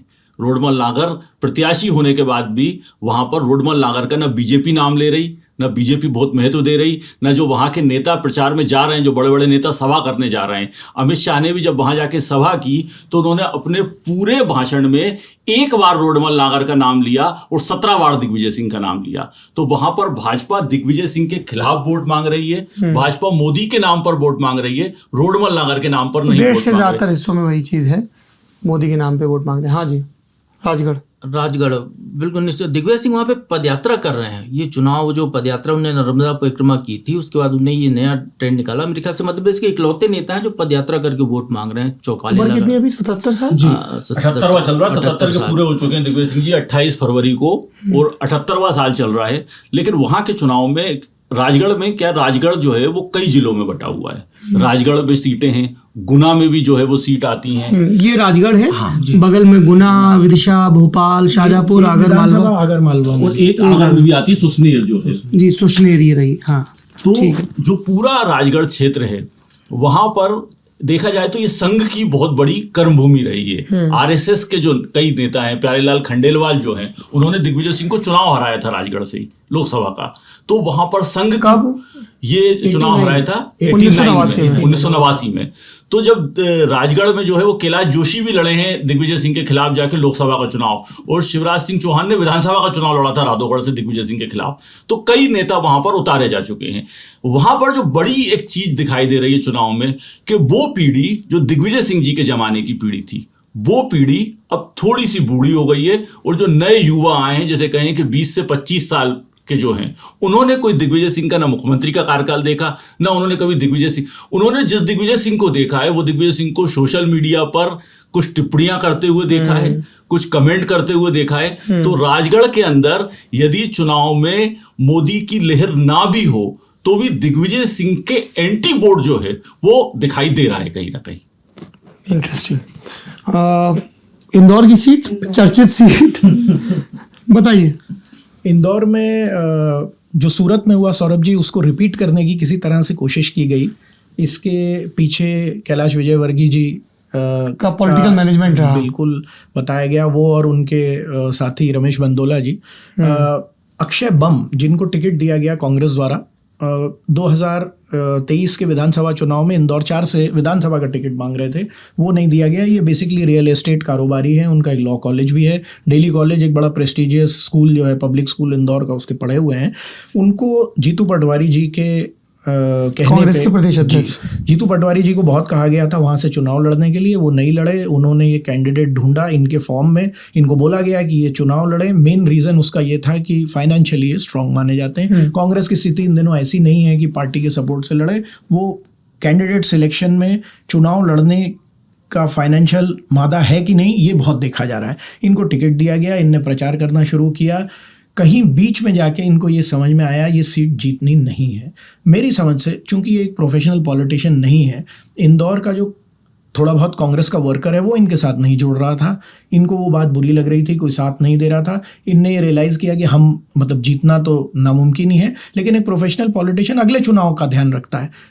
सिंस वो नहीं है, उन्होंने शायद ये चीज़ नहीं सोची। इधर से भारतीय जनता पार्टी की राजनीति अंदर आती है। कैलाश विजयवर्गीय जी कोशिश करते हैं एक सूरत जैसा ऑपरेशन यहाँ भी करने की। 9 लोग विड्रॉल कैंडिडेचर विड्रॉल के दिन बाहर आते हैं, लेकिन ऑपरेशन पूरी तरह से सक्सेसफुल नहीं हो पाता है और फिर भी 14 कैंडिडेट इंदौर में अभी भी बाकी रह गए। कांग्रेस इंदौर के जीतू पटवारी के लिए भी झटका है बहुत बड़ा। नहीं, ये झटका इंदौर के कैंडिडेट भाजपा के शंकर ललवानी के लिए भी झटका है। और ये कहा गया कि जब ये सब हो रहा था तब शंकर ललवानी को भी नहीं पता चला कि क्या क्या हो रहा है, और बाद में शंकर ललवानी कई घंटे तक बहुत दुखी रहे, क्योंकि वो तो मान के चल रहे थे कि वो एक अच्छे वोटों से चुनाव जीतेंगे। पिछली बार भी बड़ा तो उनके लिए तो ये झटका इसलिए हो गया कि अब जब 4 जून को नतीजे आएंगे, शंकर ललवानी कितने भी वोट ले लें, अब इंदौर को लेकर कोई चर्चा जीत की नहीं होगी, क्योंकि आज ही ये तय हो चुका है कि इंदौर में कोई प्रत्याशी नहीं है। देखिए, हम लोग बड़े नेताओं की चर्चा कर रहे थे। सुमित्रा महाजन इंदौर से सांसद रही, उनका ये घटना से ये घटना और जुड़ती है कि मध्य प्रदेश ही वो राज्य है जहां पर 2014 में कांग्रेस ने भिंड से टिकट दिया भागीरथ प्रसाद जी को। भागीरथ प्रसाद जी का टिकट घोषित हुआ। दूसरे दिन भागीरथ प्रसाद जी जो है वो आके भाजपा कार्यालय में भाजपा में शामिल हो गए। टिकट मिलने के बाद कांग्रेस से भाजपा से टिकट ले लिया शाम को, और भागीरथ प्रसाद जी जिनका कांग्रेस से टिकट हुआ था वो भाजपा के टिकट पे 2014 में मध्य प्रदेश में लोकसभा का चुनाव जीते, जो पूर्व IAS अधिकारी रहे और इंदौर की देवी अहिल्या विश्वविद्यालय के कुलपति रहे। क्या बात है, कमाल है। अच्छा, और इसके इर्द गिर्द कोई चर्चित सीट, या सीधे हम झाबुआ चले जाएं? अब झाबुआ रतलाम जी बिल्कुल, ये कांग्रेस का एक तरीके से गढ़ मानी जाती है ये सीट, जहां पर जब हम ये कह रहे हैं कांग्रेस का गढ़, तो हमें सबसे पहले 2004 में जब यहाँ चुनाव हुए थे जी तब कांग्रेस 4 सीटें जीतने में सफल रही थी, जिसमें एक सीट थी गुना की, एक ग्वालियर की, एक ग्वालियर की सीट थी, एक छिंदवाड़ा की सीट थी, और एक झाबुआ रतलाम की झाबुआ सीट थी। कहलाती थी। अब 2004 में 2019 में हालांकि कांग्रेस 12 सीटें जीती। 2009 में 9 में कांग्रेस 12 सीटें, 4 से बढ़ के 9 हुई थी। 16, 12 और 1 सॉरी, 2004 में 4 सीटें, 2009 में 12 सीटें जीती थी, जिसमें शहडोल की सीट थी, मंदसौर की सीट थी, मिला के कई सीटें थी। मालवा में काफी सीटें आई थी। उज्जैन जीते, उज्जैन, खंडवा, मंदसौर, देवास, मंदसौर, ये सारी सीटें उस जमाने में जो है उज्जैन, देवास, मंदसौर, खंडवा, ये सारी सीटें जो है वो जमाने में जो है वो कांग्रेस ने जीती थी। इधर से जो है वो ग्वालियर की सीट भाजपा ने जीती थी, उस समय यशोधरा जीती थी, लेकिन शहडोल की सीट मंडला में भगत सिंह कुलस्ते जो है वो भी चुनाव हारे थे 2009 में। तो अगर 14 और 19 जब इसमें कांग्रेस का लगभग सुपड़ा साफ हुआ, उसके पहले देखें तो एक झाबुआ रतलाम की सीट उनकी 4 और 9 2 बार वो जीते, कांतिलाल भूरिया जी। हाँ, तो इस बार क्या स्थिति है? कांतिलाल भूरिया पहले से जीतते चले आ रहे हैं। नहीं, मैं तो 4 से काउंट कर रहा हूँ ना, उसके पहले तो जाहिर सी 4 जीते, 4-9 में भी बचा ले रहा है, तो पहले तो कुछ लेगेसी रही होगी। हाँ, तो कांतिलाल भूरिया जो है वो करीब 7 बार जो अभी है भी कांग्रेस में है। हाँ, कांग्रेस में है। अरे पूछना पड़ता है सर, उनका कांग्रेस में अच्छा, है। पूछना पड़ता है। वहाँ एक बड़े कद्दावर नेता दिलीप सिंह भूरिया थे, जो पहले कांग्रेस में थे और बाद में भारतीय जनता पार्टी में चले गए। भूरिया ही जीतते रहे, उस सीट पे भूरिया ही जीतते रहे। जब दिलीप सिंह भूरिया कांग्रेस छोड़कर बीजेपी में आए तो वोट यूं मांगे गए, कमल वाले भूरिया, फूल छाप भूरिया, कमल वाले भूरिया। एक और इंटरेस्टिंग चीज ये है कि 2014 में कांतिलाल भूरिया लोकसभा का चुनाव हार गए वहां से। दिलीप सिंह भूरिया की डेथ हो गई। 2015 में लोकसभा का वहां उपचुनाव हुआ। मध्य प्रदेश में भाजपा की सरकार थी। मुख्यमंत्री सहित 22 मंत्रियों ने लगातार 20 दिन तक रतलाम झाबुआ क्षेत्र में कैंप किया था और जो चुनाव का नतीजा आया उसमें कांग्रेस से कांतिलाल भूरिया 80,000 वोटों से चुनाव जीत गए। हाँ, 14 में हारे दिलीप लेकिन भूरिया, 15 में फिर जीत बाई गए। इलेक्शन जीते। तो इसलिए वहां अभी पर कौन कौन है मैदान में इस बार? अभी जो है वो कांतिलाल भूरिया के खिलाफ प्रदेश में मंत्री हैं वन मंत्री नागर सिंह चौहान, उनकी पत्नी को जो भाजपा का परिवारवाद है, अगर उसके खिलाफ कोई मध्य प्रदेश में टिकट दिया गया है तो अनीता चौहान जो जिला पंचायत इसको अध्यक्ष लेकर हैं, चर्चा भी रही काफी है। उनको जो है वो टिकट दिया गया है नागर सिंह चौहान की पत्नी को। और इसकी श्रुति, अब ये जिक्र करें तो यहाँ पे कितनी महिला कैंडिडेट्स हैं प्रोमिनेंट पॉलिटिकल पार्टीज से और उनकी क्या पोजीशनिंग है अभी जो मतलब जितनी भी जैसे इस बार लोकसभा में? लता वानखेड़े जी हैं सागर से। सागर से लता वानखेड़े किस पार्टी से? मैं इसको एक लाइन में ब्रीफ कर देता हूँ। कांग्रेस से एक ही टिकट है। कांग्रेस ने 1 टिकट दिया नीलम मिश्रा को रीवा से और बीजेपी ने 6 टिकट दिए। कौन कौन से हैं 6 ये? जिसमें भिंड में संध्या है जो सिटिंग एमपी सांसद है हैं। संध्या राय जी। जी। उसके बाद सागर में लता वानखेड़े जी हैं जो महिला आयोग की अध्यक्ष भी रही हैं और इस बार बीजेपी से वो लड़ रही हैं। बालाघाट भारती भारती पार्टी शेड्यूल से जो है शेड्यूल वो हिमाद्री सिंह हिमाद्री सिंह वो से सिटिंग हिमाद्री एमपी हैं और ये झाबुआ रतलाम से हैं अच्छा। अनीता नागर सिंह चौहान। और एक कैंडिडेट और है कोई? ठीक है, इसके अलावा कोई और बड़ी सीट? एक इंटरेस्टिंग चल रहा है दमोह का। दमोह में राहुल लोधी जी लड़ रहे हैं, ये जो उमा भारती के नेफ्यू हैं। नहीं है। ये राहुल लोधी अलग ये MLA थे। है, क्लियर कर दूं। ये राहुल लोधी वो हैं जो 2020 में कांग्रेस से एमएलए थे, इन्होंने कांग्रेस छोड़ी, भाजपा में आए और कोविड की लहर में 2021 में जो उपचुनाव हुआ उसमें ये चुनाव हार गए। इनको तब वहां से अजय टंडन ने कांग्रेस से चुनाव हराया था, ये भाजपा से चुनाव लड़े थे। 2 मध्य प्रदेश में राहुल लोधी, इसलिए कई लोगों को कंफ्यूजन हो जाता है। उमा जी के जो राहुल लोधी हैं भतीजे, वो टीकमगढ़ की खरगापुर सीट से जो है वो चुनाव लड़े थे और वो हार गए। ये राहुल लोधी दमोह के हैं। ये किस पार्टी से लड़ रहे हैं? इस बार ये भारतीय जनता पार्टी से चुनाव लड़ रहा है। बेसिकली प्रहलाद जी की राजनीतिक इंटरवेंशन है। प्रहलाद पटेल जी, प्रहलाद जी वहाँ सांसद थे। प्रहलाद पटेल जी दमोह में पिछले 2 टर्म से सांसद रहे। वहाँ लोकली एक बीजेपी के बड़े सीनियर लीडर हैं जयंत मलैया जी, उनकी और प्रहलाद पटेल जी की वित्त मंत्री थे ये 2018 के पहले, हार गए थे। 2018 में यही राहुल लोधी जी ने जयंत मलैया जी को विधानसभा का चुनाव छोटे मार्जिन से हराया। उसके बाद ये प्रहलाद जी के कहने पे ऐसा बताया जाता है बीजेपी में आए, इनको टिकट दिया गया। जयंत मलैया जी बीजेपी में थे लेकिन उनका शायद सपोर्ट प्राप्त नहीं हुआ और उस चुनाव में अजय टंडन जी कांग्रेस के बाई इलेक्शन में जीत गए। इनको दोबारा से अगेन एक और हारे हुए कैंडिडेट जिनको टिकट दिया गया है, अब वापस विधानसभा का टिकट जयंत मलैया जी को दे दिया गया 2023 में और वो वहां से विधायक हैं। लोकसभा चुनाव मंत्री बने? नहीं बने। लोकसभा चुनाव चल रहा है और प्रहलाद पटेल जी का नाम लिया तो मध्य प्रदेश में एक प्रहलाद पटेल ऐसे व्यक्ति हैं जो 4 संसदीय क्षेत्रों से चुनाव लड़ चुके हैं। 1989 में उन्होंने सिवनी से चुनाव लड़ा, वहां से सांसद रहे। वो इंडिपेंडेंट लड़े थे और कमल का फूल पे चुनाव लड़ा था। और कमल के फूल पे चुनाव लड़ा था। मतलब इंडिपेंडेंट कमल का फूल उस कैसे? समय क्या हुआ था कि वो बीजेपी का समझौता था तो वो सीट चली गई थी जनता पार्टी, जनता दल को, और उनका सिंबल था, इनने जो है नॉमिनेशन फाइल कर दिया था, ए फॉर्म इनने भर दिया हुआ कमल के निशान के साथ। कुछ ऐसा हुआ कि बीजेपी की तरफ से वो जो है उनका निशान जो है कमल का ही आया बाद में, तो कमल के फूल पर चुनाव लड़े थे और निर्दलीय चुनाव जीते थे। उसमें निर्दलीय कैसे जीते जब कमल के फूल पे थे? हम मतलब जब चुनाव जीत गए तो वो भारतीय जनता पार्टी के ही हो गए थे, भाजपा ने उनको बी फॉर्म नहीं दिया था उस समय के इलेक्शन कमीशन। उनका जो चुनाव चिन्ह था वो कमल का फूल था। लेकिन 1989 में सिवनी से सांसद रहे। सिवनी यहाँ है। हाँ, जी। उसके बाद जो है फिर बालाघाट से सांसद रहे, बगल की सीट। 2004 में कमलनाथ के खिलाफ इनको छिंदवाड़ा से उतारा गया, ये चुनाव हार गए और अभी जो है वो लगातार 2 बार दमोह से सांसद 14-19 में रहे। तो दमोह। 4 संसदीय क्षेत्र से चुनाव लड़ने वाला एकमात्र नेता मध्य प्रदेश का प्रहलाद पटेल है। इंटरेस्टिंग। दूसरी उमा भारती दूसरी उमा भारती 2 जगह से चुनाव जीती। खजुराहो और भोपाल। भोपाल। अच्छा, और कोई चर्चित सीट 29 में? चर्चित सीट, एक सीट जिसपे कहा जा रहा है कि एक अच्छा मुकाबला हो रहा है और प्रधानमंत्री खुद भी जो है वहां पर आ रहे हैं, वो धार की सीट है, जहां पर कांग्रेस ने जो है वो राधेश्याम मुवेल को चुनाव में उतारा है और भाजपा से सावित्री ठाकुर चुनाव में है।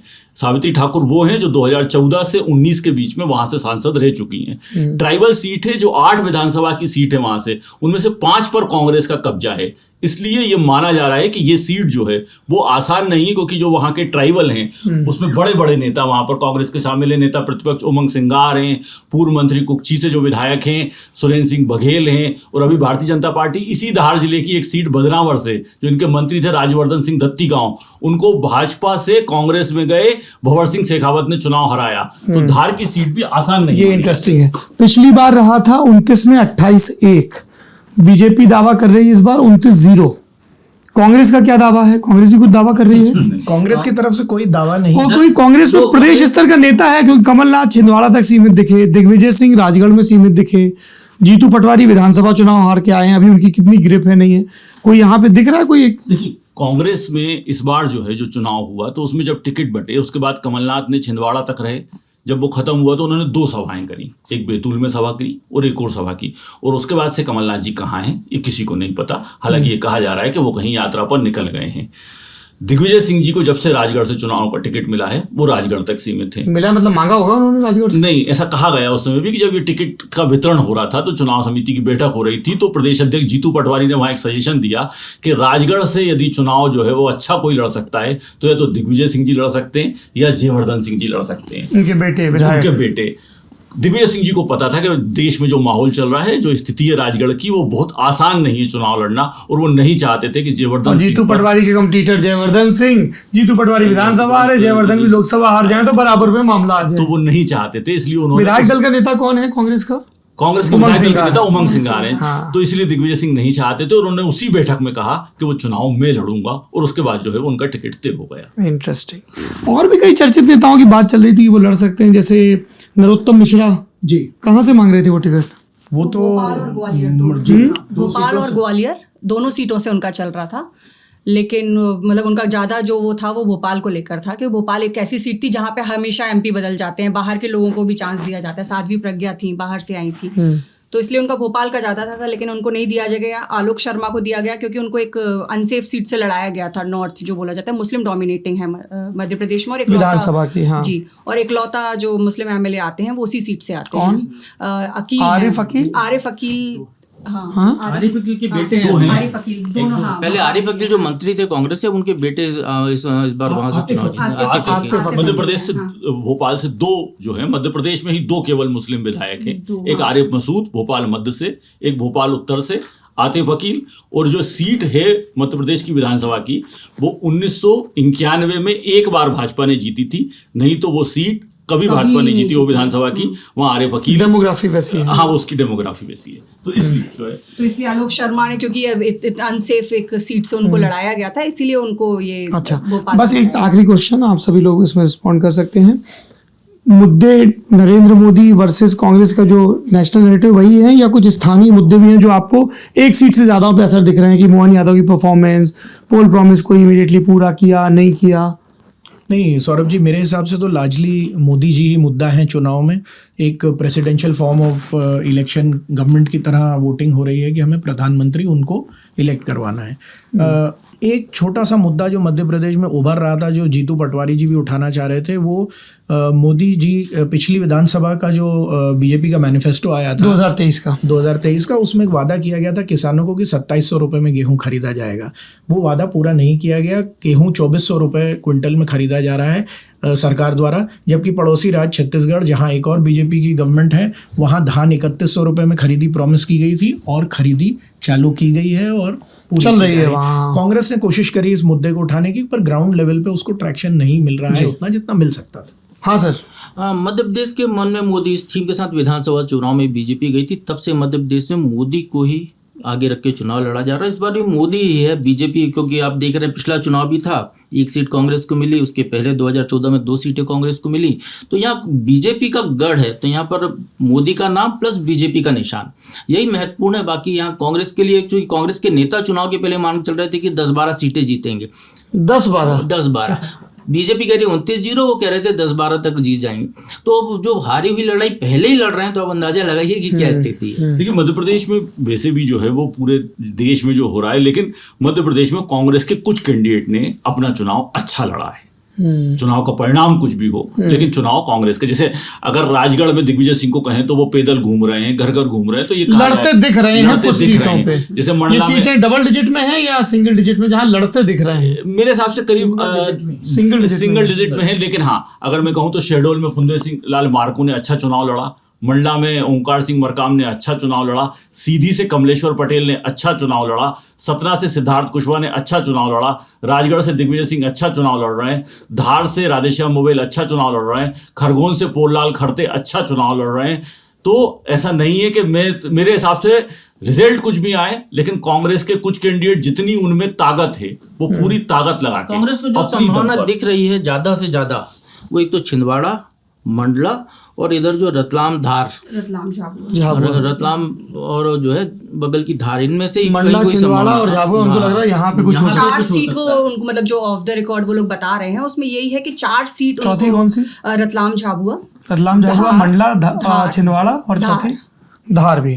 मोवेल जी जो लड़ रहे लेकिन हैं। पता नहीं क्यों ऐसा लग रहा है कि मध्य प्रदेश के जब नतीजे आएंगे तो उनमें कोई एक आध सीट जो है वो ऐसी भी कांग्रेस के पास जा सकती है जिसको लेके शायद बहुत हाई प्रोफाइल चर्चा ही नहीं हो रही हो, कांग्रेस खुद भी नहीं मान रही हो कि ये सीट हम जीत सकते हैं। ऐसी कोई सीट जो है वो कांग्रेस के खाते में और जा ये भी सकती हो है। सकता है कि कांग्रेस जिस सीट को तय मान रही हो वो हार वो जाए। सीट भी हाँ, हार जाए। जी, विधानसभा में जिस तरीके से हुआ था। जी, और ये भी अब ये संकेत सब समझ जाएंगे किस सीट की बात हो रही है। चलिए, ऑन दैट नोट ये पॉलिटिकल मास्टर क्लास समाप्त करते हैं। आप चारों मेहमानों का, विद्वानों का बहुत बहुत शुक्रिया। नक्शा देखते रहिए क्योंकि उससे चीज़ें थोड़ा आसानी से समझ में आ जाती हैं। इस पॉलिटिकल मास्टर क्लास के पीछे भी यही विचार रहता है। आप देखते रहिए ललन टॉप।